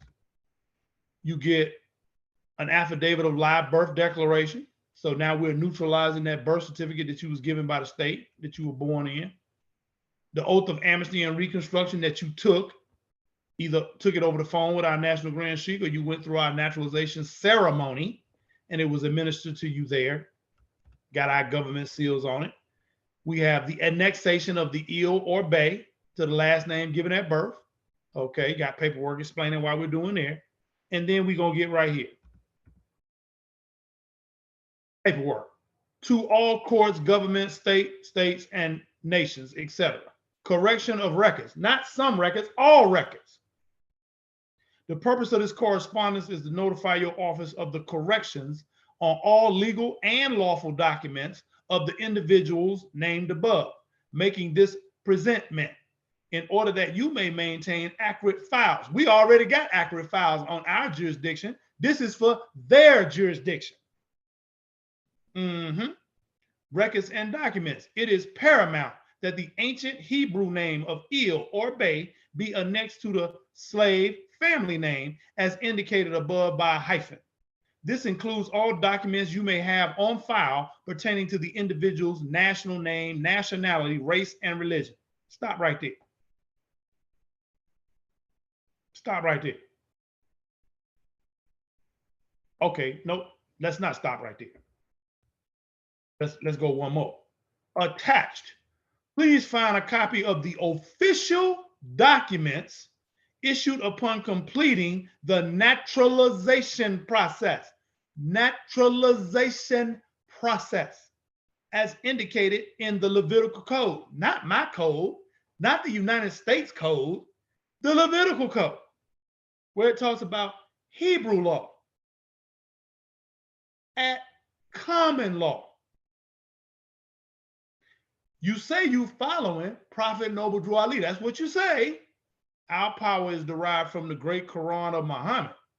Our authority, affidavit of organization, form 1099, 10105-905, Charter of Warrant and Dispensation, number 1099, and the true policies of Honorable Prophet Noble Drew Ali and the Emancipation Proclamation of Presidents Abraham Lincoln and Andrew Johnson. Do I need to read that again? Do we need to magnify? We done maxed out on the magnification. Let's try it one more time for emphasis. Attached, please find a copy of the official documents issued upon completion of the naturalization process, the process by which one obtains nationality after birth. That process, and becomes and now has the rights and privileges of citizenship. Naturalization. Levitical code. See, we divine, brother. You got to give the European something he recognized. Our power is derived from the great Quran of Muhammad. You know that's the Holy Quran of Mecca. Our authority, affidavit of organization, Form 1099. We'll talk about that at another time. SS 10105-905, Charter and Warrant Dispensation number 1099, and the true policies of the Honorable Prophet Noble Drew Ali, and the Emancipation Proclamation of Presidents Abraham Lincoln and Andrew Johnson. So if you're trying to get around them proclamations, no wonder you're having problems and difficulties. Because they know what the law of the land is. Let's move on. And again, if you having problems, and situations, then just remember, watch it again. I'll put all this is on the record. All of it. This comes with you. See, comes in your packet. Now, pay real close attention. Some of you have seen this before. So now that we done took the paperwork, we petitioned the court for a court order. We received the court order. Now I got the court order. I don't know what you went through in your situation. I'm telling you what the judge told me. And every time I do something, I always have a witness. Because what you not going to do is say, I ain't never seen that. The Satan of self will jump right up in your brain. I ain't never seen that. I mean, brother say anything. How am I supposed to believe what the brother's saying? I mean, it sounds nice. That's why I always had a witness. Deputy Sheikis Marie Lee Bay was with me in the courtroom when I got the court order from Judge Lynch. Talk to her about it. See? But Judge Lynch told me, take this court order that I'm about to give you that you just saw, and I need you to go to Social Security first. Go to Social Security Administration first and straighten out your status. Those are his words, not mine. Status. I said, okay. He said, as Social Security goes, so does the rest of the government. Oh, so you mean to tell me if I go to Social Security first, they do an update of my status per court order in their system? That means when I go everywhere else, like the DMV, MVD, Arizona Department of Transportation, when I go to my job, when I go to the IRS, when I go other places, they will look on a computer, run my name, and they'll see the update from the Social Security Administration per court order, forcing them to recognize me as a Moorish American. It's not what I say, it's what I can prove. See, we're not asking permission. We're telling them, we are directing the court as to what they must all do. All of their de facto government agencies must come in line with whatever is attached to that court order. They understand Maricopa County Superior Court. They know exactly what that is. They know what the Arizona Department of Transportation is. It's on your screen. Driver's license, identification card, receipt. Do you see my fez on in there? They're telling you you can't wear a fez in a driver's license. Lies. See my fez on? If you come through the School of Law and History, if you go through our organization, we got paperwork for all that. You're going to see it in just a minute. Let's keep it moving. See, every time you do something, there's going to be a correspondence that come back on official letterhead. So if you ain't got no correspondence, we know you ain't did nothing. You're just lying through your teeth. You don't have no correspondence. Where's the paper trail? See, hold on, let me go back because you don't believe it. See, I applied for a driver's license with my national hairdress on it. I needed them to annex the ill to my name. So I went down there with the court order and said, look, this is what I need you to do. They said, hey, you can't wear that little hat on a state ID. That's what they said. This is the letter they sent me back. Let's magnify. See? Dear Mr. Muhammad Eel, a recent quality check of our records show that the photo taken on Wednesday, September the 19th, 2018, I told y'all I've been at this for a minute, does not meet the state requirements. Hello. Please return to the nearest MVD office to have your photo retaken free of charge. A new photo is required prior to the issuance of the driver's license. I apologize for any inconvenience, and if I may be of any assistance, please contact me at the below number. Mary Reyes. Woo, I couldn't wait. Couldn't wait to go down here to DMV. See, I want the correspondence. Why do I want the correspondence? Because you ain't going to believe what's coming out my mouth. You ain't going to believe me. I've been working with us a long time. But you will believe white folks, as they are called. ADOT said, we're not accepting your photo because you got that little hat on. We're not going to accept that. Come down and take another picture. And I brought this with me. Hold on. This is from our government that you say don't exist. You say they don't recognize our government. You say they don't recognize our paperwork. That's what you say. Okay, well, you can't prove what you say. I can prove what I say. Pay attention to the document. Pay attention to the document. Let me magnify it before y'all try to copy and paste. To whom it may concern, religious headdress for passport photo. Thomas Muhammad Eel, the applicant for the United States of America, not the United States, the United States of America passport is hereby a member of the Moorish Science Temple Divine and National Movement of North America Incorporated, number 13, a religious organization established in the state of Maryland. Please check the appropriate request description. It's a unisex document. Pursuant to the First Amendment and the first section of the 13th Amendment with its 20 sections. Now, if they did not know that the 13th Amendment with 20 sections of the United States Constitution is the law of the land, they would have balled this up and hit me in my eye with it. Per the requirement of the above mentioned organization, all male members must wear a maroon red fez for all official documents, such as the request for a passport. It is his religious and national headdress, and if you are a sister, you wear your turban. Simple. Let's get off of it. Let's keep it moving. Okay, now, there it is. I presented that to them. Do you see they reissued the license?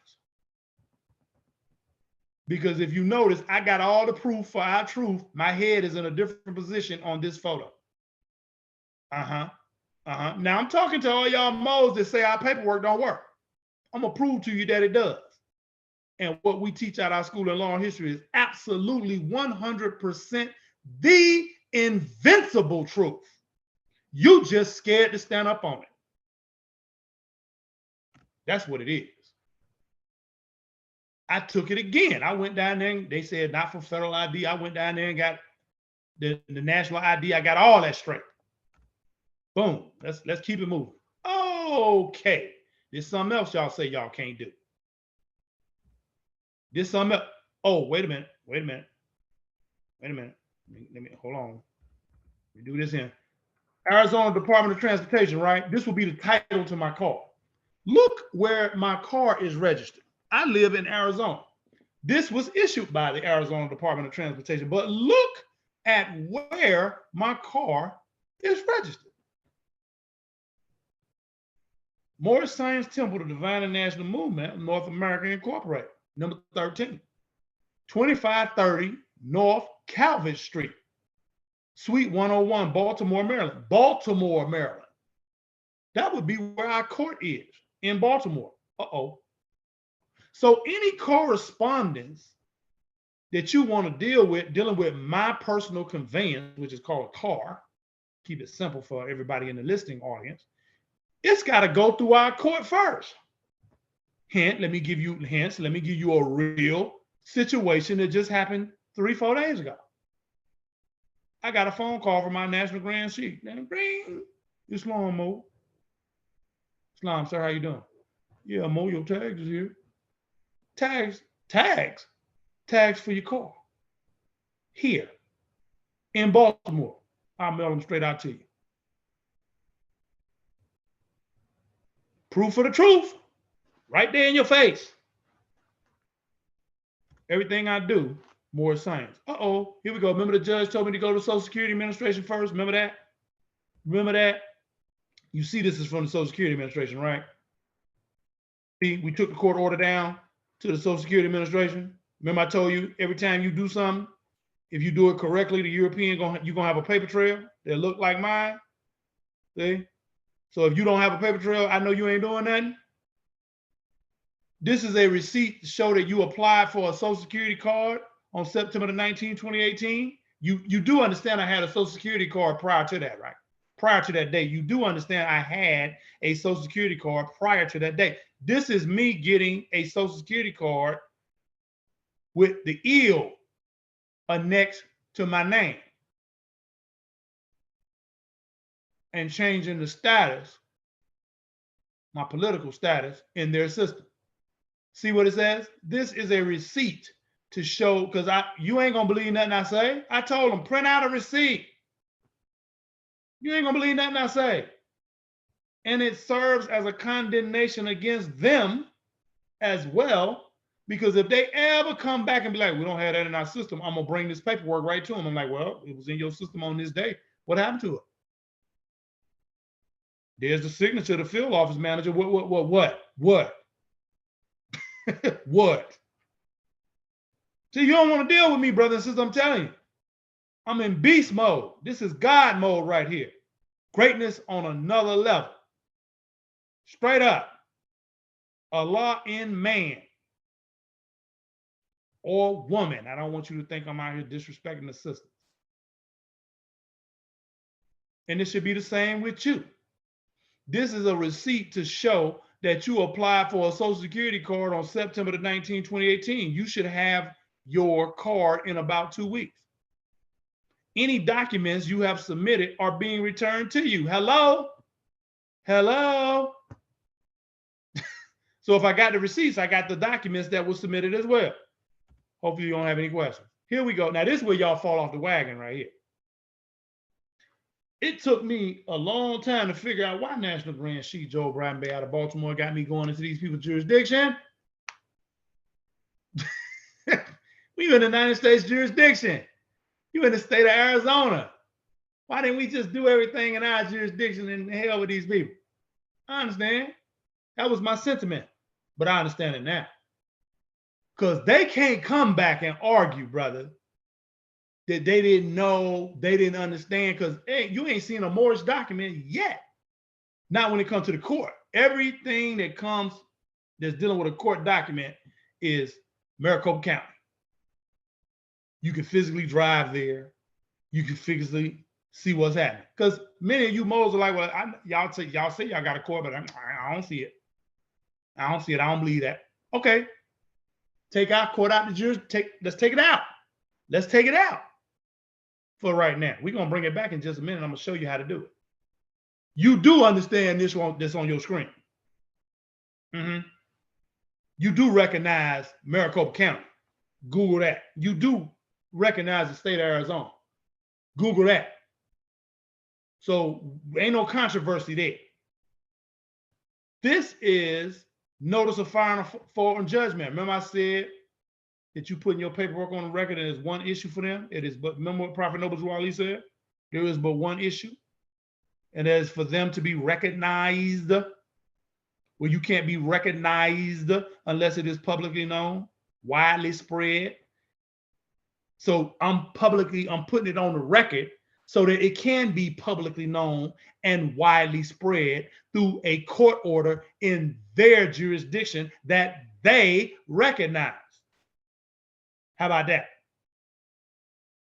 So we filed a notice of foreign judgment. A foreign judgment is one jurisdiction talking to another jurisdiction.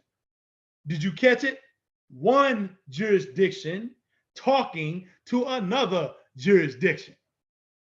So now the Moorish American National Republic is getting ready to talk to the state of Arizona.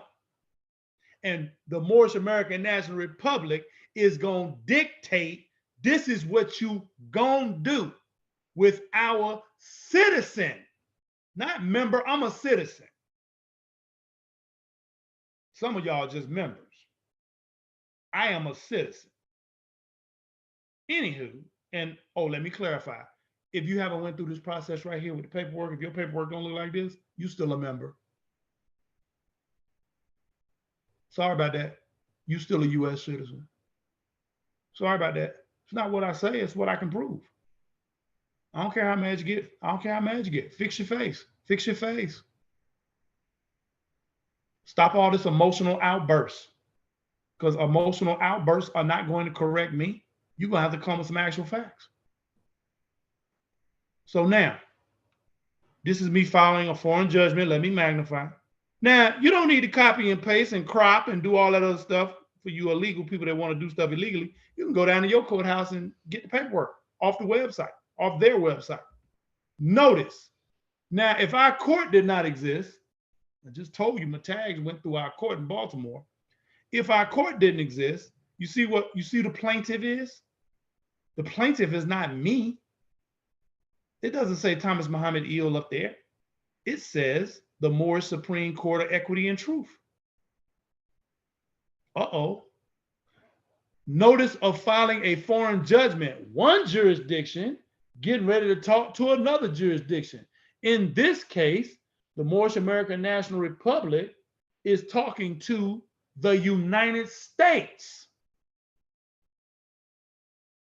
The Moorish American National Republic is talking to the state of Arizona.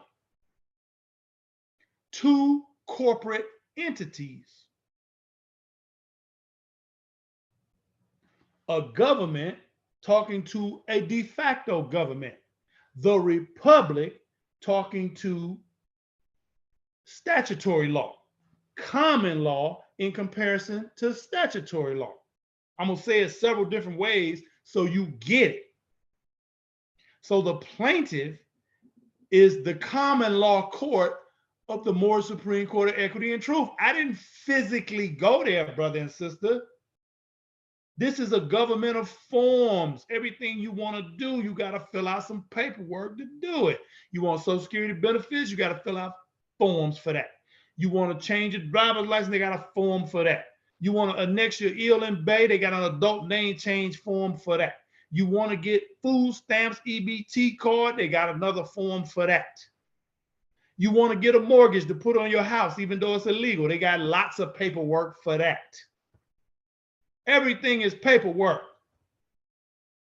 So it's a government of forms. So depending on what paperwork you submit, depends on what paperwork you get back. You notice I keep showing you a paper trail.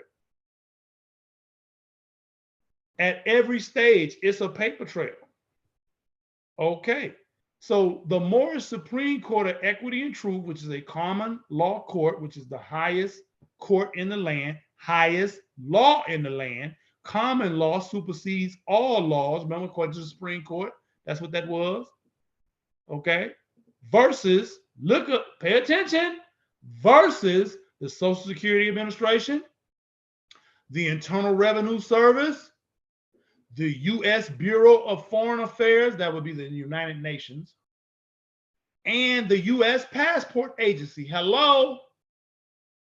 The Moorish Supreme Court of Equity and Truth, common law court, versus the Social Security Administration, the Internal Revenue Service, the U.S. Bureau of Foreign Affairs, which is the United Nations, and the U.S. Passport Agency.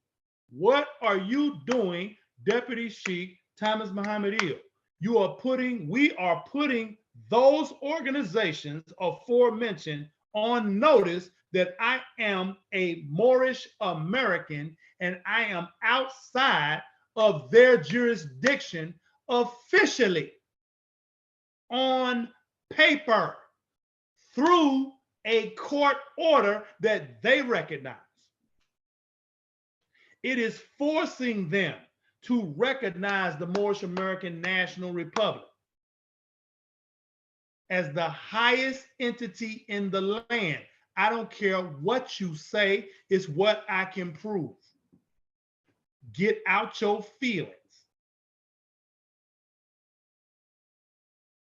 It is what it is. And it's on the record. I got something for you. You're going to love where this is going. So you see that was filed.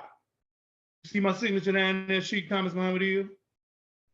103.6. Just for you moles that like the Uniform Commercial Code, there goes some Uniform Commercial Codes for you.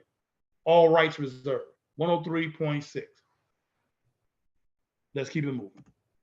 And you ain't got to copy and cut and paste. Brother and sister, just go to the website, your court's website, and pull the document down. So this was filed. You see the CV number? CV 2019-091371. What you really should be interested in is what's attached to this foreign judgment. It was filed. Look what was attached to it. Look what's attached to it. A court order from our common law court. Wait a minute. I don't think you caught what I'm saying. We issued a court order from our common law court forcing them to recognize Thomas Muhammad Hill as a Moorish American outside of the jurisdiction of the United States. And we did it officially on the record and put it in their jurisdiction with their court. Yeah, I love this stuff. I'm not going to waste time. You see how long our court order is, but I am going to magnify this. Point number 8, the intent of this order is to clarify the foreign status of Moorish American citizens. See the capital C? Remember Prophet Noble Drew Ali said in the plea to the nation, one must apply to the free national government, and the only way you can apply to the free national government is to go through a naturalization process, Article 1, Section 8, Clause 4, to establish a uniform rule of naturalization. You see what happens when you internalize the information that is coming out of our School of Law and History. Do you notice the brother is not fumbling around with papers, flipping through books, just rolling with it? That's what happens when you study and make the information that you are getting in the School of Law and History a part of your life, because ultimately something is going to come up in your life where the only way you going to get through is to have this information in your head. Boy, the stuff I could tell you that I've been through in the last 4-5 months. I can't be picking up the phone calling Baltimore like, oh, Darren Grant, help me out. I'm in a controversy. I got to know what I know. I did call him a few days ago. We was in a serious controversy. And Big T don't get in those controversies. I smash folks. I just didn't have the lung capacity to deal with what I had to deal with. So we use technology. We use the fax machine to fax over some of my paperwork to these people that I was dealing with, because I could not talk. Physically, I could not speak. It was too much. Had to circle the wagons, had to call my family in to be a mouthpiece for me. And you better believe something was definitely wrong, boy, if I can't talk. But thank God we had some paperwork. Paperwork did all the talking. Check it out, point number 8. The intent of this order is to clarify the foreign status of Moorish American citizens who are domiciled within the American landmass. Notice I said America was a continent. Remember I said that? And not within the United States. You notice the United States is in all caps, letting you know it's a corporate entity. The Moorish Science Temple, the Divine and National Movement of North America Incorporated, number 13. Stop. I'm going to say it again. The Moorish Science Temple, the Divine and National Movement of North America Incorporated, number 13, is in all caps also. So that must be a corporate entity doing business and conducting business on behalf of the Moorish American National Republic, which is the government. One government, two jurisdictions, according to the Supreme Court. You ain't gonna believe me, but I bet you believe what you see. The Moorish American National Republic is a foreign entity with the right to self-autonomy as an indigenous tribal nation. Oh, didn't say a club, didn't say a clique, it said a nation. According to the United Nations Declaration of the Rights of Indigenous People. As Moorish American nationals,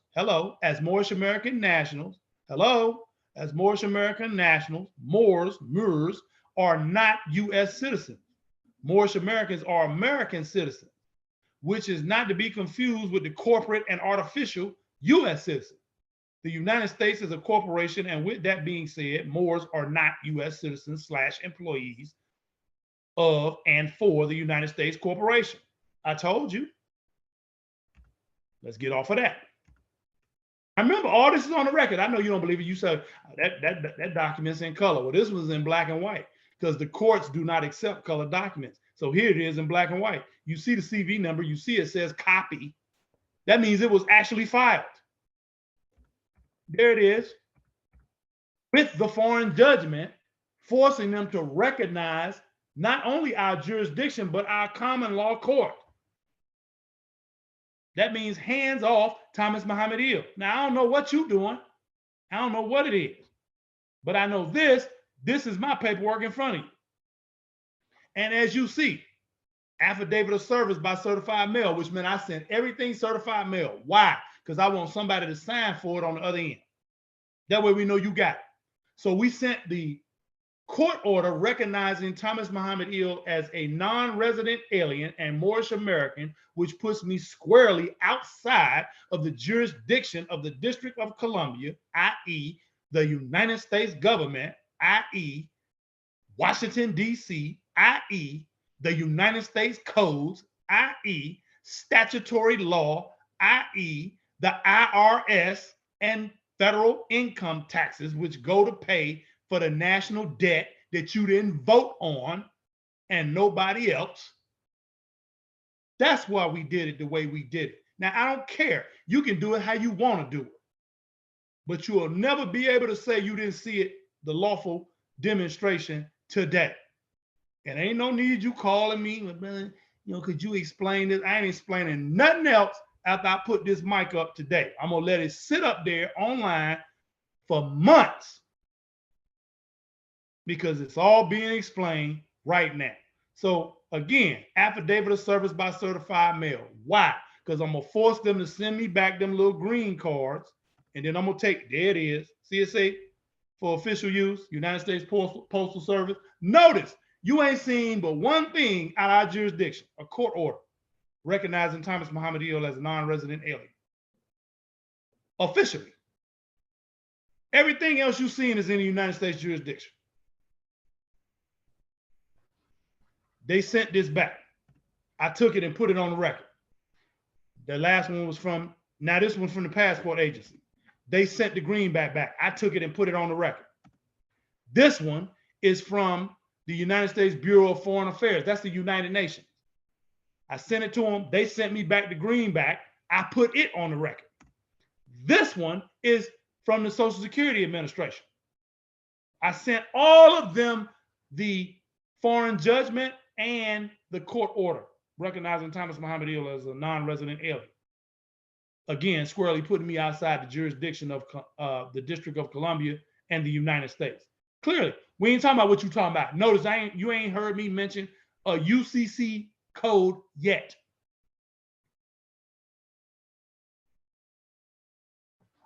Now, We had already been to the Social Security Administration with a court order issued by Judge Lynch in Maricopa County. We had already done that. This is me coming back 6 months later. Now I'm giving them a foreign judgment. And watch what happens. There's the greenback. I put that on the record. All of this is in their system. Look what they sent back. Let me magnify this. And again, you see that's on official letterhead from Social Security. Remember Judge Lynch said as Social Security go, the whole government go? Well, let's see how the government going now.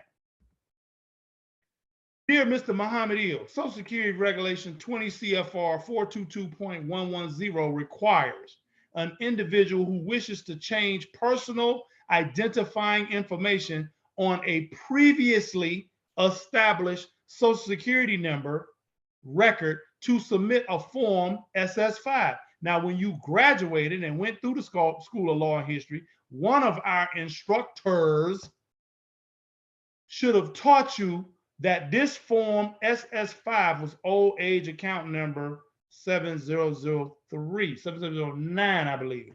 Don't quote me on that. But we know form SS5 is how you want to change your status. So if you didn't submit a form SS5, according to the Social Security Administration, you ain't doing that.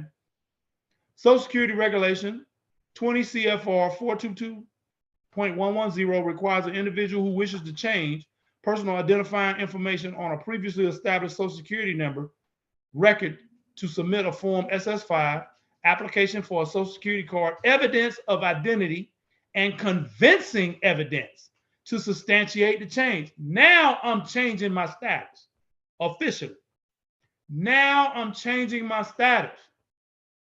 See, this is how I know they got the court order recognizing Thomas Muhammad Eel from our jurisdiction as a non-resident alien.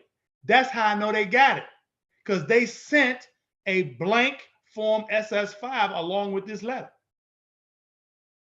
See what it says? Generally, we require evidence of a legal name change. I got a court order for that too. Remember I showed it to you earlier? As a marriage document, divorce decree. Look what it says, Mose. Look what it says. Naturalization certificate. So all y'all that's talking about nationalization, you crazy. Naturalization. The process by which one obtains nationality after birth. That's what Social Security says. That's what the Free National Constitution says. Prophet Noble Drew Ali told you in Act 5 to obey the Free National Constitution. Article 1, Section 8, Clause 4 says to establish a uniform rule of naturalization. So I don't know what you're talking about. So that you can come back under the said government, which is the Republic, not the United States. We coming out of that, but we coming out of it officially on paper. You ain't heard me mention a uniform commercial code yet. And every organization I done put up on this screen, you dealing with right now. Right now. So when you come to me talking about they don't recognize our paperwork, shut up, fool. You didn't understand the paperwork nor recognize it until we showed it to you. So of course they never seen it. How they gonna see it if you don't put it on the record? Hello? How are they going to see it if you don't put it on the record? Duh. There's the blank SS5, form SS5 that they sent me. So when you get the blank form SS5 under point number 5 where it says citizenship, you are to check the box other. And then you write them federal codes in that we aforementioned. 465 and 667. Just write them in. Then they know, oh, that's a Moorish American right there.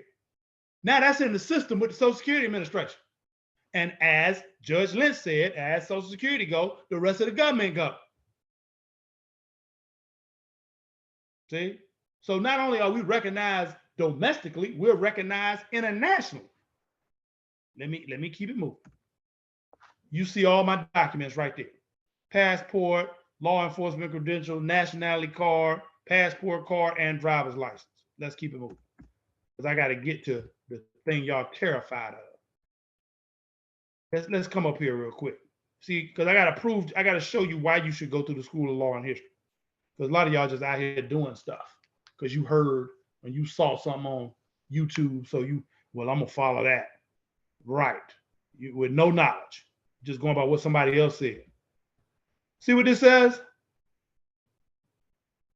For the purpose of this affidavit, the term United States means only the federal legislative democracy of the District of Columbia, D.C., Puerto Rico, U.S. Virgin Islands, Guam, American Samoa, and any other territory within the United States, which entity has its origins from the Organic Act of 1871, being a new government that was placed in the District of Columbia, in this district. Now, didn't I show you the act by Congress? The Act of 1871, didn't I show it to you? See how we got tangibility? See how we have proof of our truth? I'm not just going to talk to you. The United States is not to be construed to mean or include the 48 union states. Hello? State republics. So we talking about the union. We coming back to the union. Said government. Prophet Noble Drew Ali. Act 6. Prophet Noble Drew Ali. Act 5. Prophet Noble Drew Ali. Plea to the nation. How many times you want me to say Prophet Noble Drew Ali before you get it? This ain't me, brother. I'm telling you, this ain't me. We dealing with Prophet Noble Drew Ali and his instructions to all of us. Now, if you don't want to follow Prophet Noble Drew Ali, please get out the way. I understand. I'm not going to hold it against you. But at the same time, I can't help you either. You're in the wrong jurisdiction. I cannot help you. Not to be construed to mean or include the 48 Union State Republics, which is the U period, S period, A period. Hello? Moors. The 48 Union State Republics, which is the U period, S period, A period. Back of the nationality card, I am a citizen, capital C, of the U period, S period, A period. We're naturalizing you officially into the U period, S period, A period. And we're causing you to apply to the free national government, not the national government, the free national government, through a process of naturalization. So you can proclaim your nationality that was stripped in 1775. Pursuant to the Title IV of the United States Code. So just in case they say, we don't know what y'all are talking about. We don't understand 48 Union State Republics. We don't know what that is. Well, pursuant to Title IV, you do know. Now, for the first time, I just mentioned a code. How they going to argue with the stuff they wrote? I'm waiting on them to come to me. I'm like, this is what I'm going to hit them with. It's on your screen, brother and sister. See what it says? Non-voluntary agreement of the IRS form W-4 status. Oop, we're not paying no more federal income tax. Sorry about that, because it's voluntary. It's voluntary. I don't want to do it. I don't want to play no more. I'm taking my ball. I'm going home. I don't want to do it.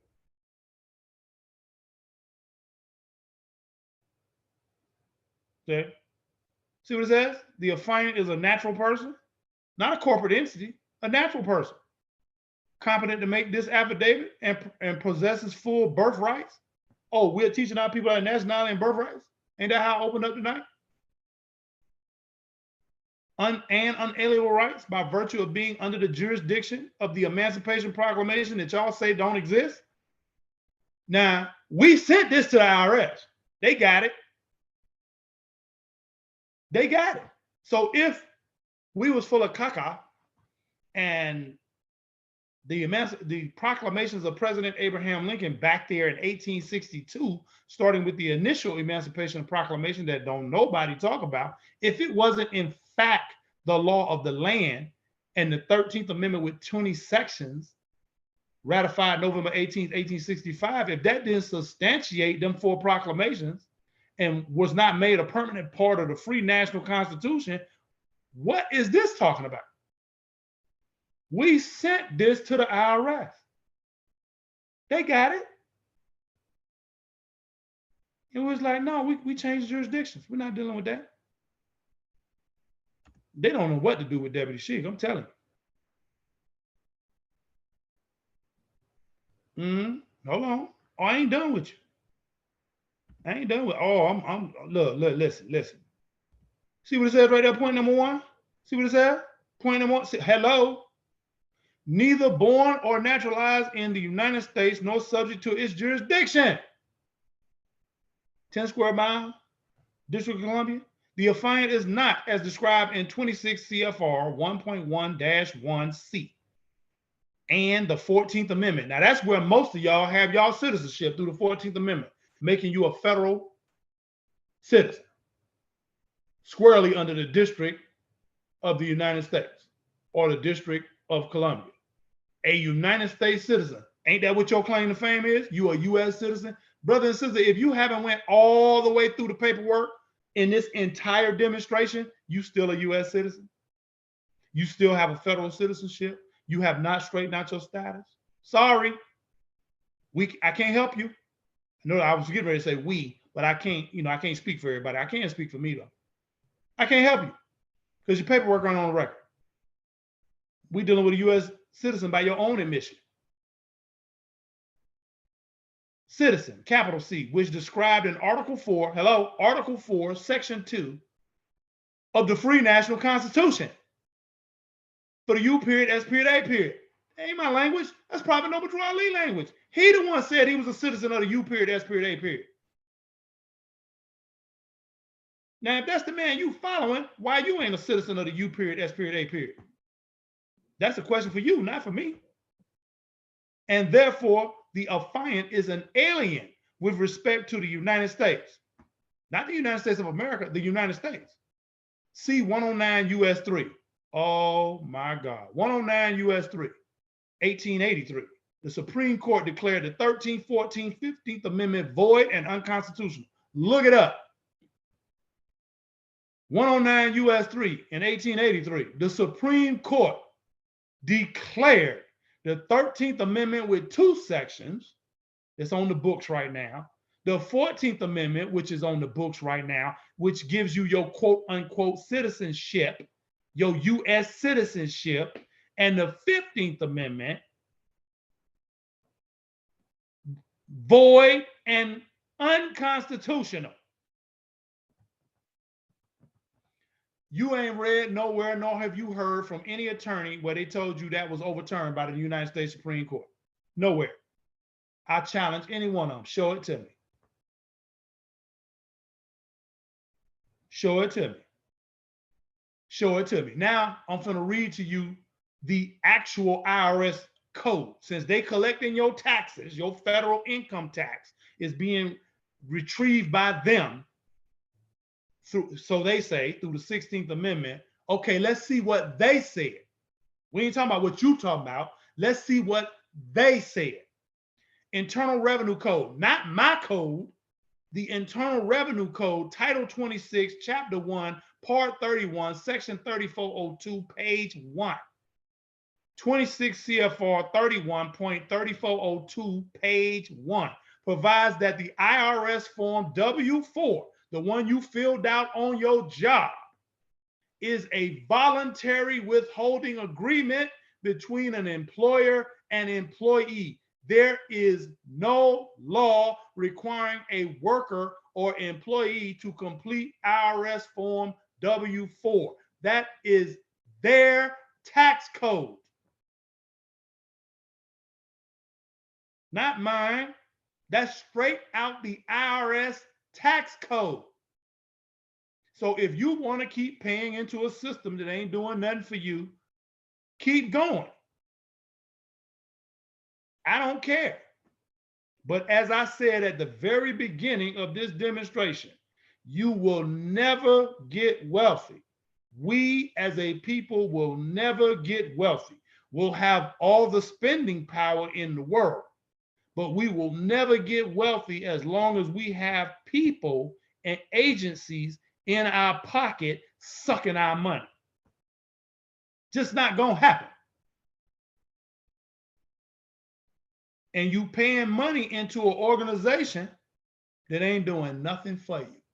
What is the IRS doing for you? Where is the delegation of authority from Congress that authorizes the IRS to collect taxes?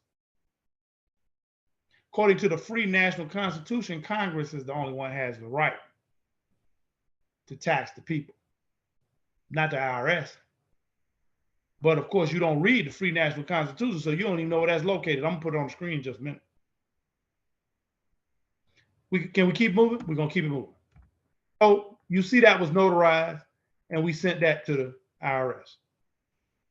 There's Judge Lynch, just in case y'all thought I was playing, and that's Deputy Sheikess Marie Lee Bay. I always have witnesses.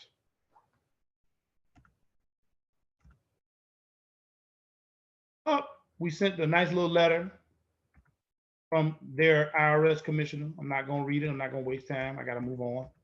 We sent them the court order recognized. Let me go back. You probably need to see this part right here. Just in case you thought I was playing. You see what it says? A tribal court of record. 18, United States Code 1151, Indian country. 2, the Social Security Administration, the Internal Revenue Service, the U.S. Bureau of Foreign Affairs, and the U.S. Passport Agency. We sent this to them. You see what it says? Do you see what it says? Let me go up some more. Yeah. It's our court. I just wanted, did you see it is real? Yeah. I ain't got time to be messing with y'all. Wasting time because you in your field. Now, we sent all that to them, foreign judgment, the whole nine. All right. We sent all our paperwork that was attached to it. So ain't no doubt. Ain't no doubt. Now, just in case you thought I was playing, you see the paperwork, you see the CV numbers. So you like, yeah, brother, that's cute. I got something I ain't never did before I'm getting ready to do. You ready? Let's go here. Now, clearly, this is not the Moorish American National Republic. Clearly.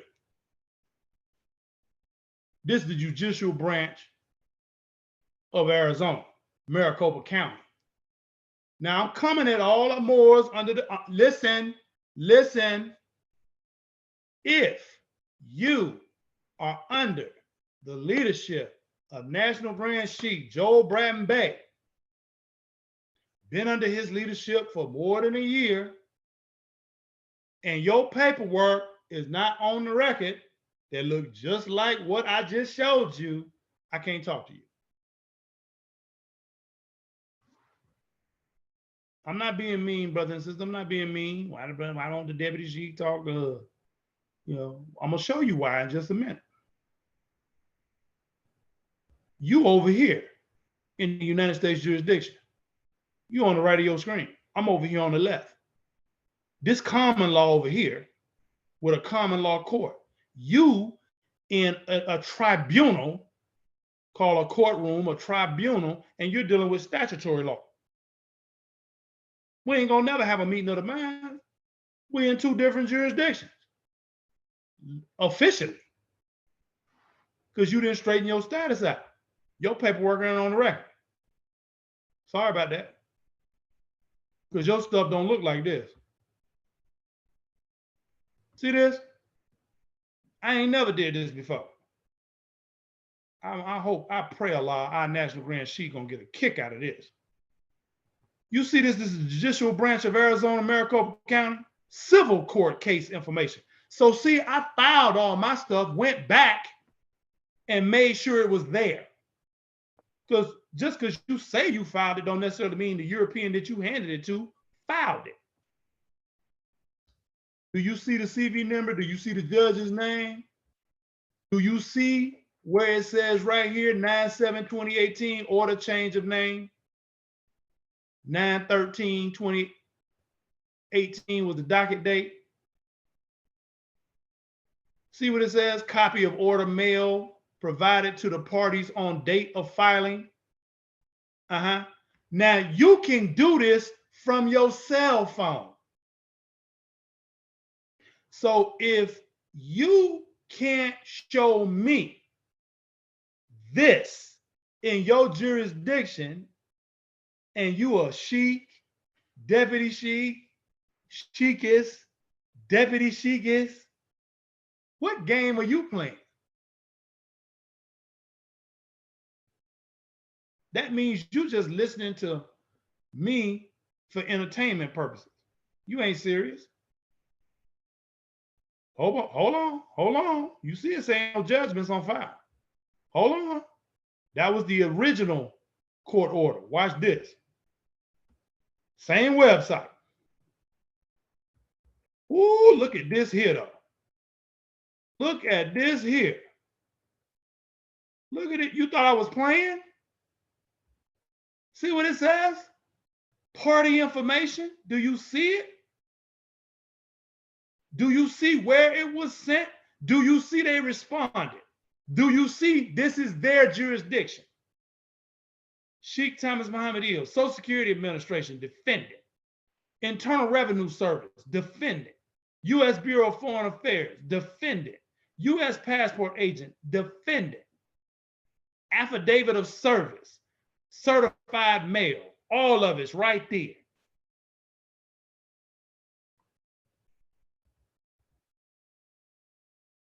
Notice of filing foreign judgment.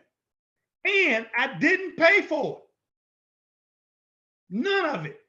You can't, I had to go down there and spend $300. You just a $300 fool.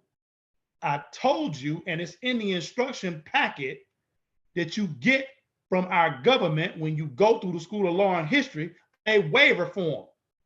It's in the instruction sheet. Apply for the waiver form. See right there, 7/5/2019, application deferral / waiver. Do you see order deferring court fees right under it? You mean to tell me you went and got free on paper and didn't pay for it? Yep, because I actually follow National Grand Sheik. I don't just listen to him. There's a difference. So if you can't do this and you're one of our officers, shame on you. Shame on you. Take your fez off and sit down and be quiet. Because I personally think our members should be like, no, let me see your paperwork first before you tell me what you're telling me. Because how I know what you're saying work? Prove to me that you have went through the process all the way. Prove it to me.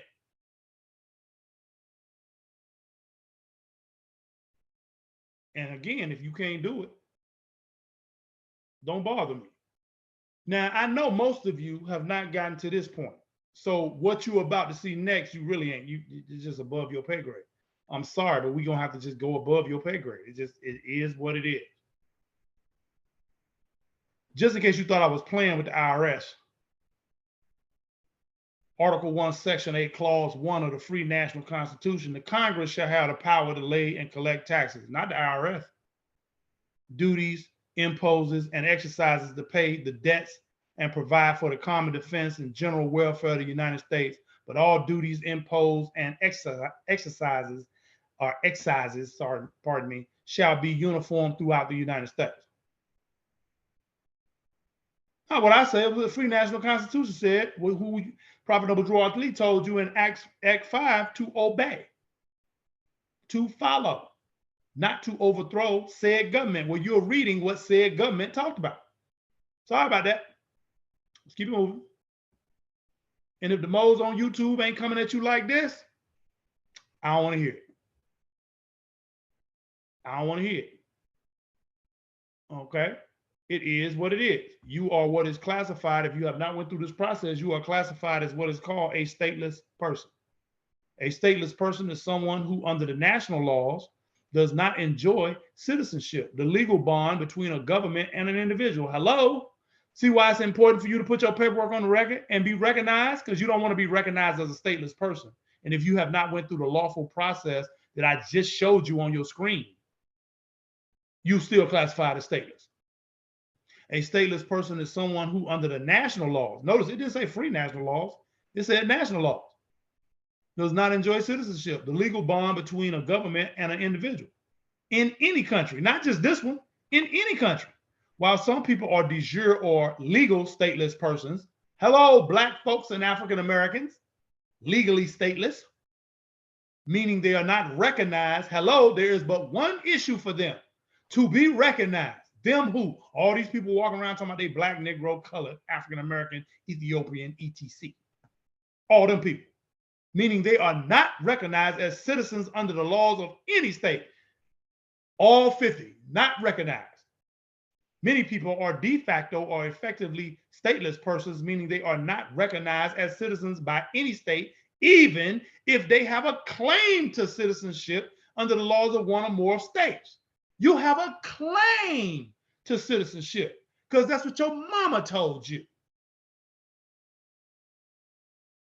That's what they told you on the TV.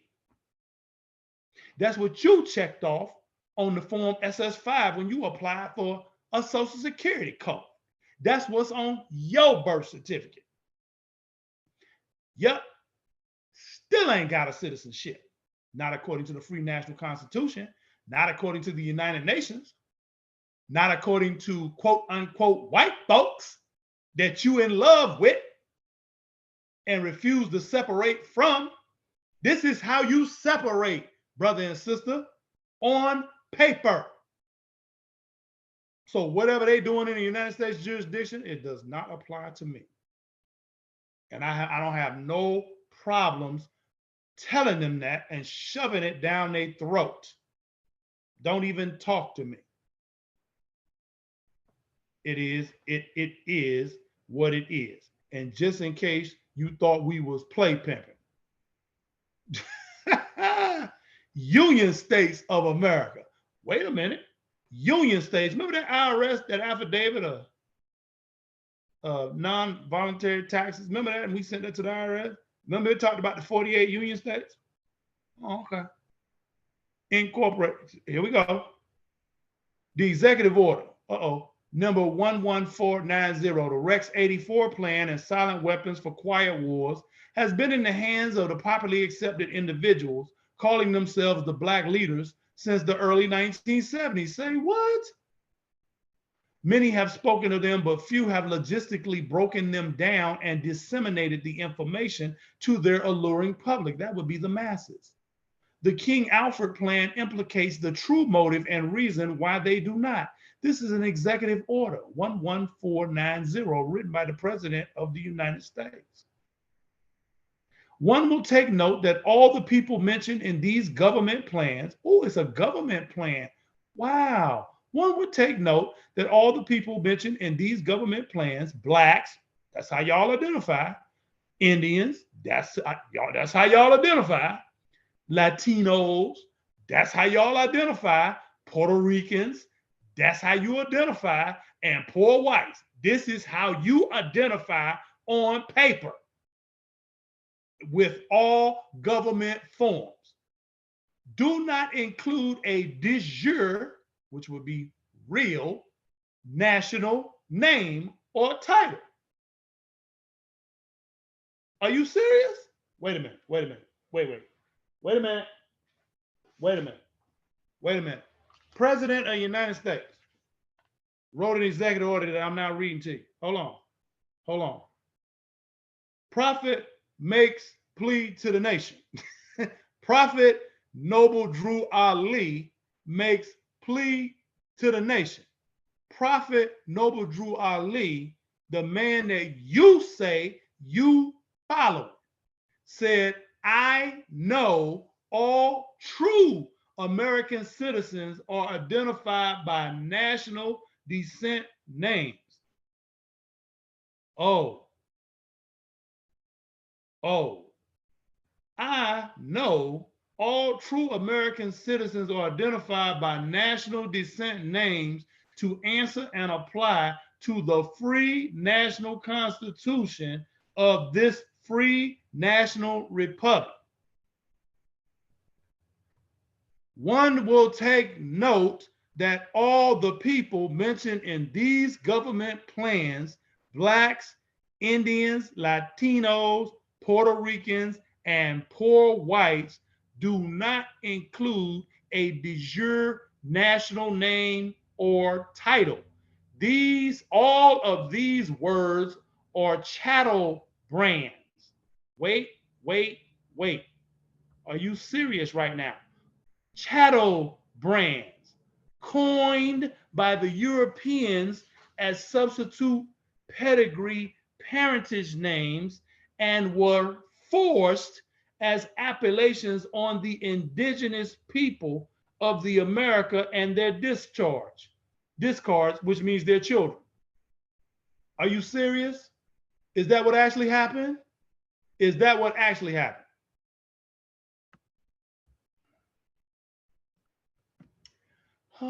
All day, all day.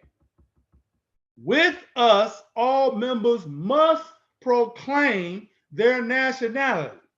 And we are teaching our people their nationality and their divine creed, that they must know that they are part and parcel of this said government, and know that they are not Negroes, colored folks, black folks, Ethiopians, because these names were given to the slaves by the slaveholders in 1779 and lasted until 1865 during the time of slavery. One will take note that all the people mentioned in these government plans, Blacks, Indians, Latinos, Puerto Ricans, and poor whites, by your own admission, do not include a de jure national name or title. All these words are descriptive chattel brands coined by Europeans as substitute pedigree parentage names and were forced as appellations on the indigenous people of the America and their children. All people bearing these labels are identified as it. In these texts, one common thread is evident: no nationality equals no rights or human value. No nationality equals no rights or no human value. With us, all members must proclaim their nationality. We can't make it no plainer than we making it. And if you don't take this all the way through, I can't help you.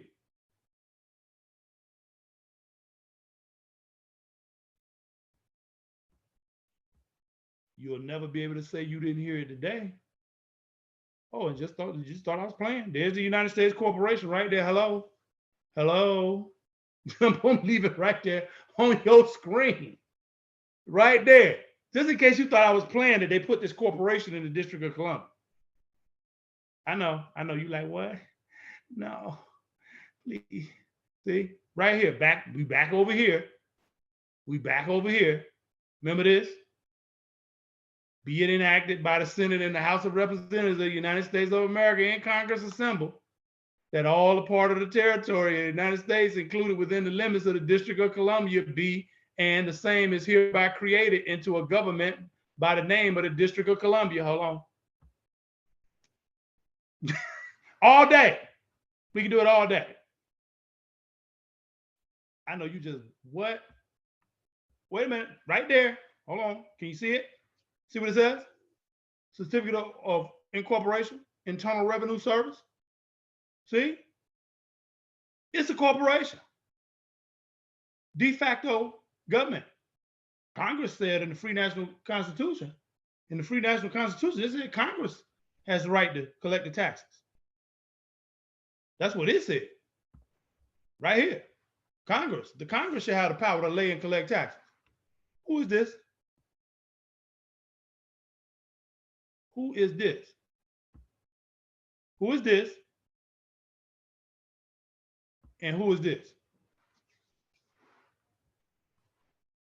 Now what?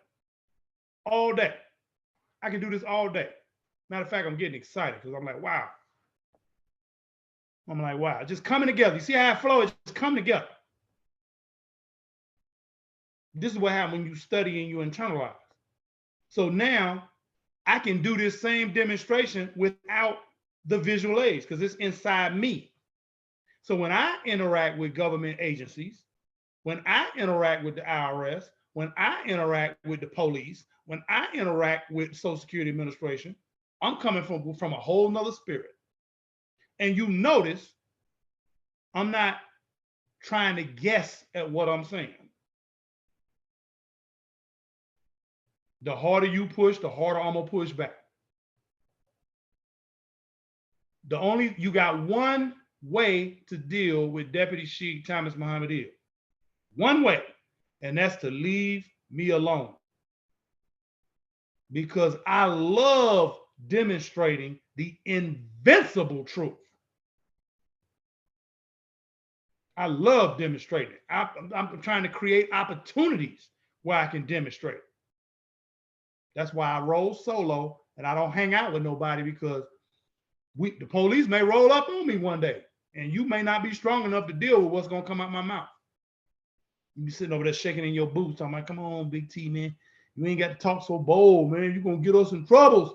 You're going to get us in troubles. Go on, get around here. You're going to kill us. Shut up. Want to hear that? That's your spirit. That ain't mine. You hear mine. I'm putting my demonstration in the public. So not only do you get to go back and listen to it, the European, our open enemy, get to listen to it. Because I want them to know when you come talk to me, this how I'm coming at you. And I'm coming at you with what you wrote, the laws you passed in your jurisdiction. How you gonna get out from under that? Let's keep it moving. See what this says? United States Supreme Court. I'm wrapping it up right now. United States Supreme Court. See what it says? It is a well-established principle of law that all federal statutes and regulations apply only within the territorial jurisdiction of the United States. So if you didn't get out of the federal jurisdiction called the United States, all the statutes apply to you. It is a well-established principle of law that all federal statutes and regulations apply only within the territorial jurisdiction of the United States. And it put in parentheses the District of Columbia. This is all to all you U.S. citizens that refuse to naturalize, who refuse to take the paperwork after you've naturalized and put it on the record all the way through, who refuse to follow this demonstration. See? Unless a contrary intent appears. What, did you catch that? Unless a contrary intent appears. There is but one issue for them. There's but one issue for them to be recognized. Contrary intent. Got to be put on the record. It's got to be publicly known. Meaning if implementing regulations are published in the Federal Registry. See, you got to let these people know who you are so that none of this applies to you. Let's continue. I'm not going to leave you alone. Thus,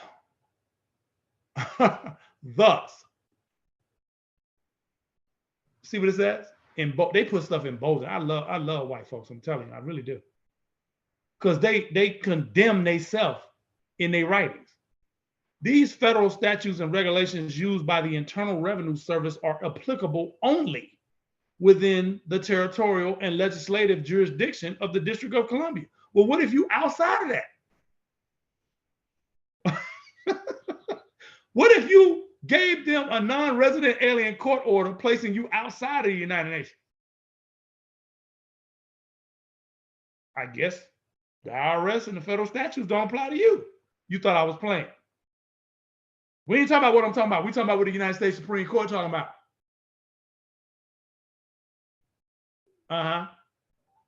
The federal statutes and regulations used by the Internal Revenue Service are applicable only within the territorial and legislative jurisdiction of the District of Columbia, per the U.S. Supreme Court.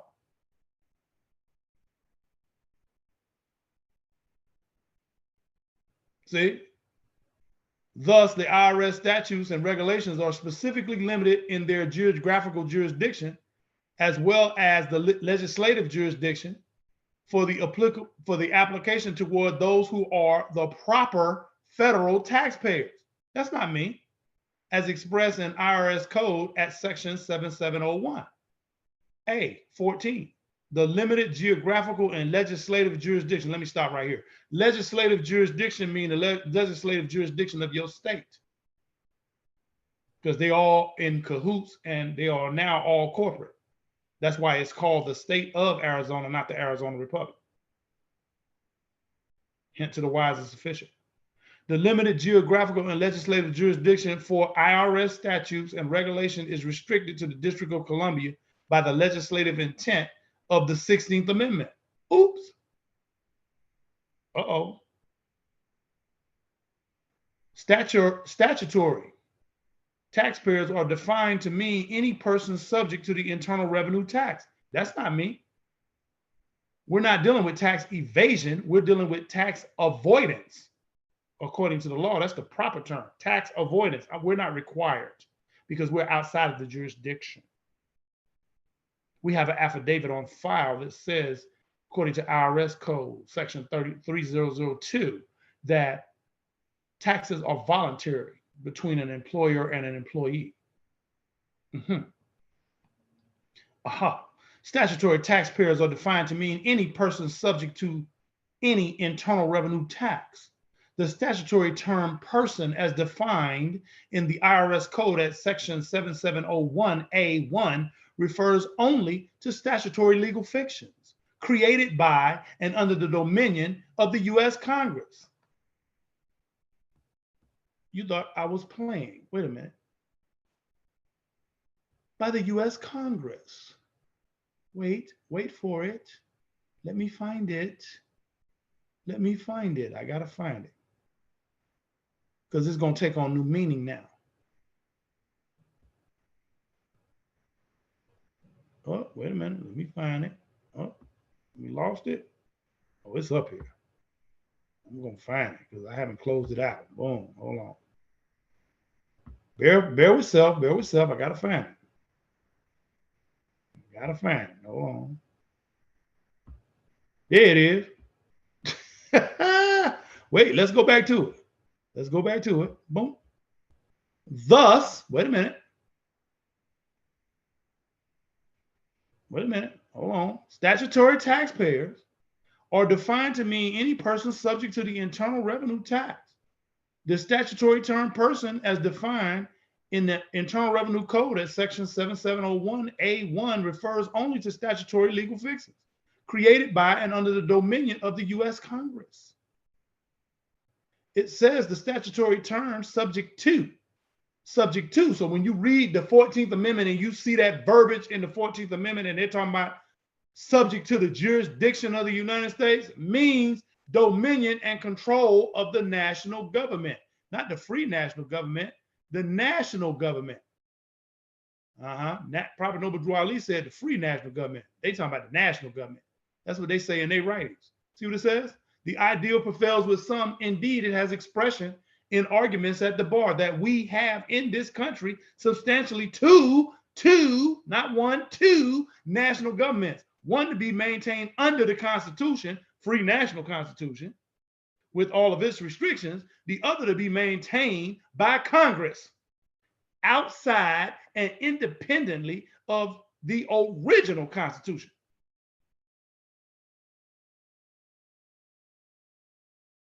all day.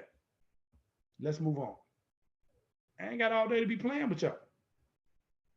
We're wrapping it up. So what this does when you go through this lawful process up to what you have seen, that takes you out from under the 14th Amendment, and it neutralizes your federal citizenship. I say it takes you out from up under the 14th Amendment, and it takes you out of your federal citizenship. Now, last year, probably early last year, we had some of our members decided that they were going to, and they were authenticating birth certificates, and they was doing all kind of stuff. And I came into our members forum and I asked the question, who authorized you to do that? Two questions. Who authorized you to do it? And why are you doing it? One, who authorized you to do it? And why are you doing it? Little controversy there. People were hemming and hawing and all that kind of stuff. Nobody answered me when I asked them, why did you do it? Nobody answered. Nobody. And I know a lot of us got our birth certificates authenticated and we got all kind of conversation. I'm still waiting to hear why we didn't do it or why we did it. What you gonna do with it? Now that it's done, now that you got it all authenticated, what does it mean and what are you gonna do with it? So we done gave you almost a year to get me the answer. So if the answers start floating around now, I know you listened to my demonstration and now you coming with what I already know. Federal citizenship, Black's Law Dictionary. Check it out. Rights and obligations accruing by reason of being a citizen of the United States. State or status of being a citizen of the United States. A person born or naturalized in the United States and subject to, there it is, the jurisdiction thereof, is a citizen of the United States and of the state wherein he resides. 14th Amendment. Now, the problem with that is that we're not 14th Amendment citizens. So we went through this entire process that you just seen to neutralize that federal citizenship. Brother and sister, that's the federal level. Would you agree? What did you do with your state republic?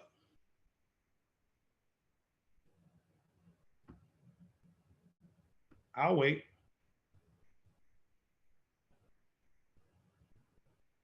What did you do with your state republic? Did you put them on notice at any time? Did you see any paperwork that you see up here on your screen that went to your state? Specifically, did you change anything in reference to the state? And if you did, good for you. But most of you didn't straighten it out officially on the federal level. And even if you did straighten it out on the federal level, you couldn't explain it just the way I just explained it if your life depended on it. How do I know that? Because you ain't talking about it. If we took all your books away and said, okay, you graduated the School of Law and History. You got paperwork in your possession. All I'm going to give you is your paperwork. That's it. And go explain how you got free. First, explain how you got enslaved, and then explain how you got free. What is the process that you use? What law are you enforcing to uphold your freedom? We must enforce the law to save the nation. Prophet Noble Ali. But you can't save the nation until you save yourself first. So what law must you know in order to enforce it? What law? What laws specifically do you need to enforce? And where do you enforce them? How do you enforce them? So you straightened out with our non-resident alien court order that recognizes Thomas Muhammad Eel as a non-resident alien, placing me squarely outside the jurisdiction of the District of Columbia. Good for you, Big T. What did you do on the state level? Because according to the free national constitution that is on your screen right now, let's read that. Article 3, Section 2. Let's read it together, shall we? Clause 1. The judicial power shall extend to all cases in law and equity arising under this Constitution, the laws of the United States, and treaties made or which shall be made under their authority, to all cases affecting ambassadors, other public ministers, and consuls, to all cases of admiralty and maritime jurisdiction, to controversies to which the United States shall be a party to, controversies between two or more states. States is capitalized. That means it's a proper noun. Between a state and citizens. State and citizens is capitalized, which means now this, when you see this, citizens of another state, citizens of a state, this is talking about citizens of the U period, S period, A period. Prophet Noble Drew Ali, flip over your back of the nationality card, says, I'm a citizen of the U period, S period, A period. Do you understand you have to do that officially at the state level? Do you understand that? Do you understand when you authenticated your birth certificate, what you was actually doing and why?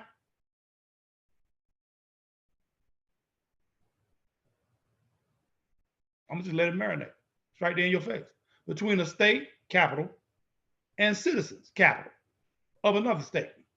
Between citizens of different states, between citizens of the same state, claiming lands under grants of different states, and between a state or the citizens thereof, foreign states, citizens, or subjects. Look how many times the word states is mentioned. We're not talking about the state of Arizona. We're not talking about the state of Florida. We're talking about the republic. Free national constitution. First 7 articles. This is Article 3, in case you forgot. But you got to be able to enforce it, not by talking. Does that make sense? Hopefully it does. I'm wrapping it up. Last point. Oh, sookie now. You've never seen me do this in the public, and you probably won't see me do it again. So, authenticated birth certificate. Look at that, from the state of Florida, because that's the state I was born in. Yep. Secretary of State. Look who it come from. Came from the Secretary of State. That's the government, right? In the state. Now, my question to you is, if the state register of vital statistics, state of Florida, got me registered there, how come, what proof do you have that you registered in the Moorish Bureau of Vital Statistics? Did you really change jurisdictions?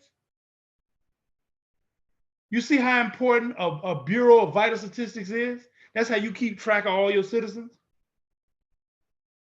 Now, before some of you crazy brothers and sisters be like, see, right there, brother, that's their jurisdiction. Hold yourself, please. Hold yourself. I'm putting them on notice. You're going to see in just a minute. Oh, you remember, since y'all want to talk, let me blow this up. This is my birth certificate from them. This is how you know they got my non-resident alien court order that not only puts me outside of the jurisdiction of DC, which is the federal government, it also puts me outside of their jurisdiction at the national level, which is the state of Florida. See what it says? Got my parents' name on there, got the county I was born in. Yay, there's my dad right there. Wonderful. Amended date. Evidentiary documentation information. Look at the date, brother and sister. February the 4th, 2022. Big T don't play. I waited for all y'all to get y'all stuff authenticated. Y'all didn't tell me y'all was authenticating. I had to get blindsided with that one, but that's okay. Allah blesses he whom he blesses. With all your gettings, get the understanding, for it is the principal thing. You may have your birth certificate authenticated, but you don't have the understanding that I got. And you definitely don't have the skill set to walk with just the authenticated birth certificate, nothing else. Board airplanes. They're like, sir, do you have a driver's license? No. No, I have no driver's license. I got the birth certificate authenticated by the Secretary of State out of the Florida Republic. Now what? You said, oh, they ain't gonna recognize that. I'm telling you what they, oh, yes, they are. See what it says? Child's name originally listed on the birth record as Thomas Leroy Byron's II. Legally changed to Thomas Muhammad what? Eel. By certified court order pursuant to statute issued by duly authorized judiciary official. Now look down below. See what it says?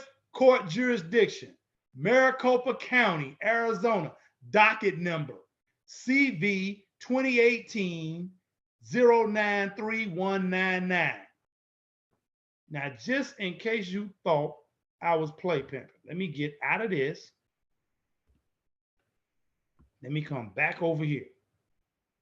Just in case, you know, because I know you don't forgot your memory. You can measure your memory in nanoseconds. I get it. I get it. What that say?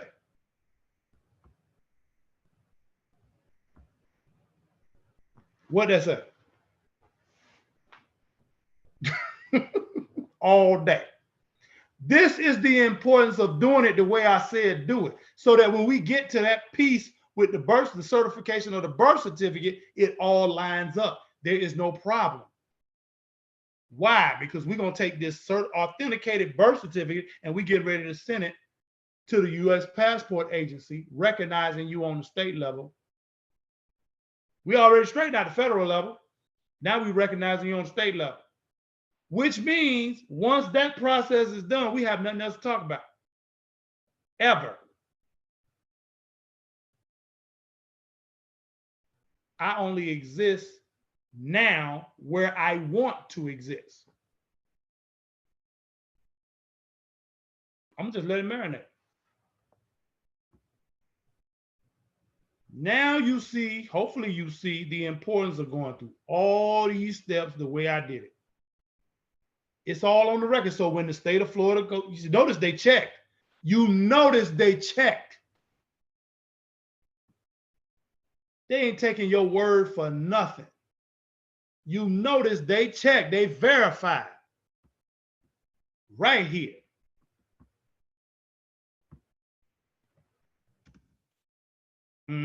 Let's keep moving. So I took the authenticated birth certificate and I filled out a renewal form for a passport with a letter of explanation.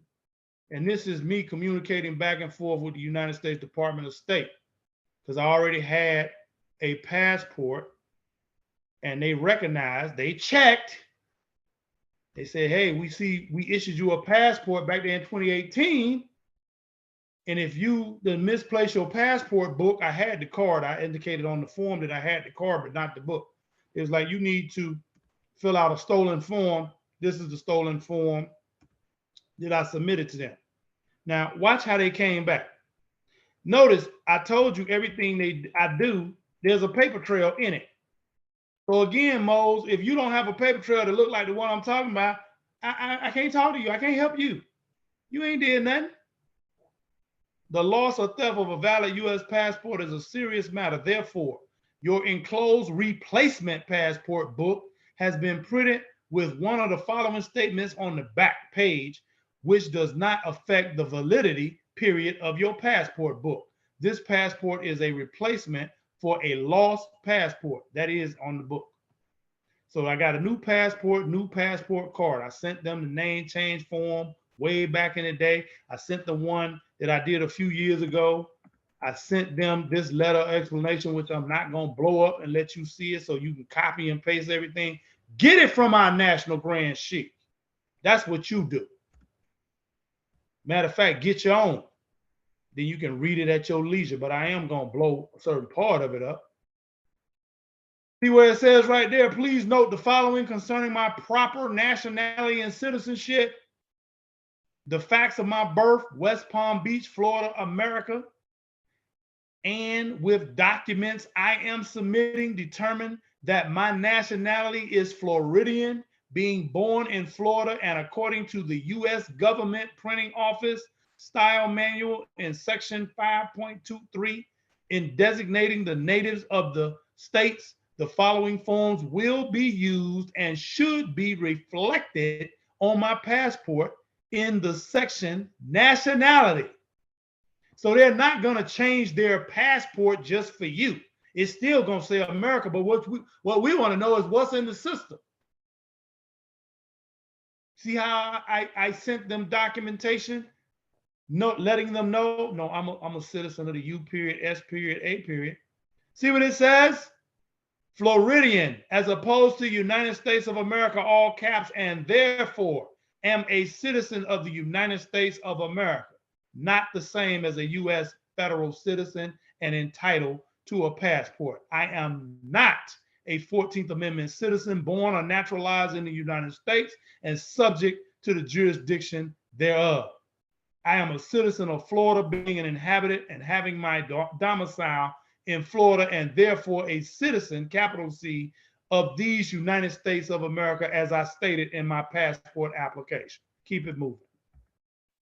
Now, please don't get this part right here twisted. Oh, let me get it. I think I went too far. Don't get this part right here twisted. Hold on.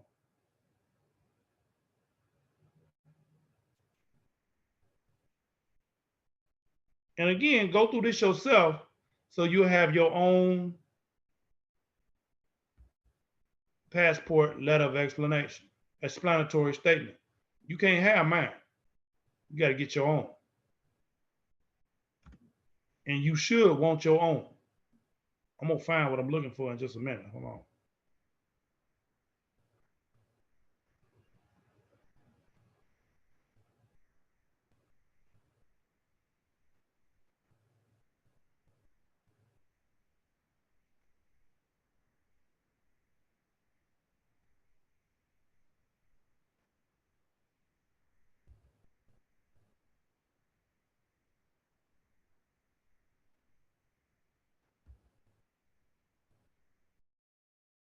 I had all this figured out. There's a line I specifically want you to see. Oh, here it is. Here it is. I got it. I got it.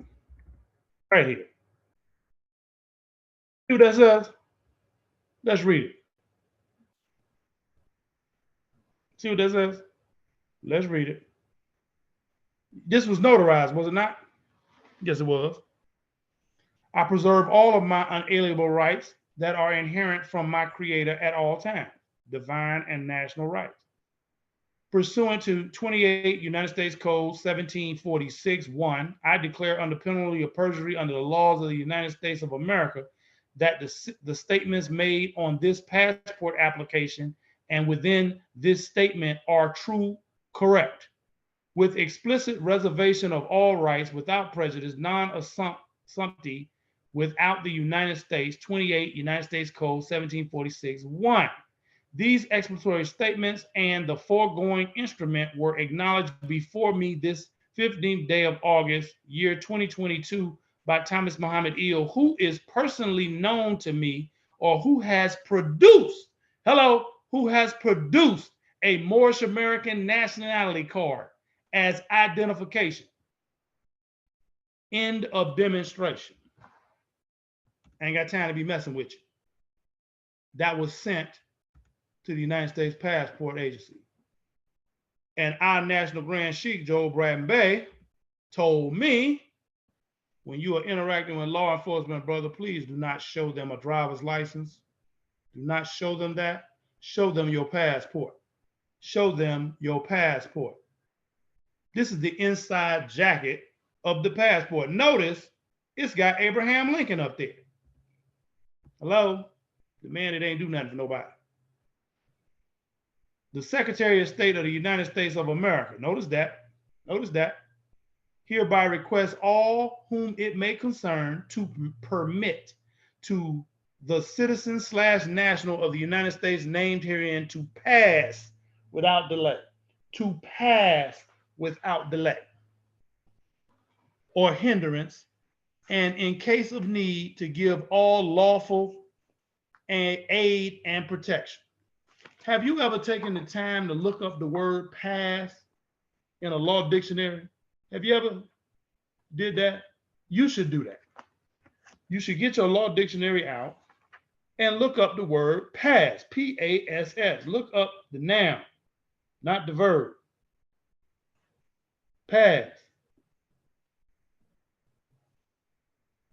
Noun, law, dictionary, permission to pass, a license to go or come, a certificate emanating from authority wherein it is declared that a designated person is permitted to go beyond certain boundaries which without such authority he could not lawfully pass. The Secretary of State of the United States of America hereby requests all whom it may concern to permit the citizen / national of the United States named herein to pass without delay or hindrance, and in case of need, to give all lawful aid and protection. That's what I show the police. You have a driver's license? I do, but this is what you're getting ready to get.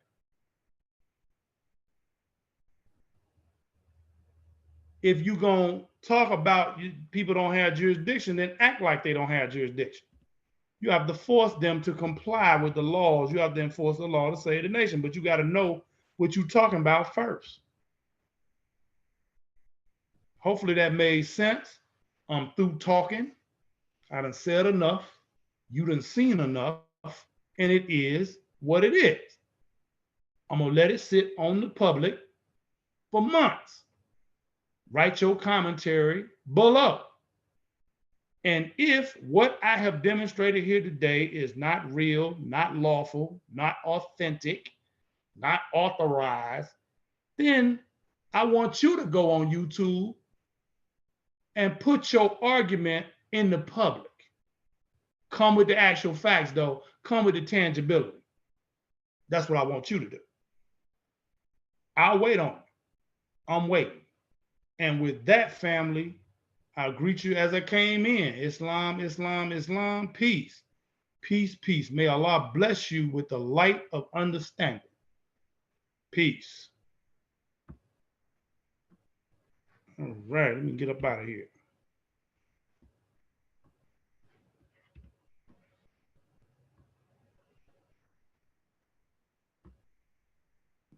Bear with me. Let me stop this recording.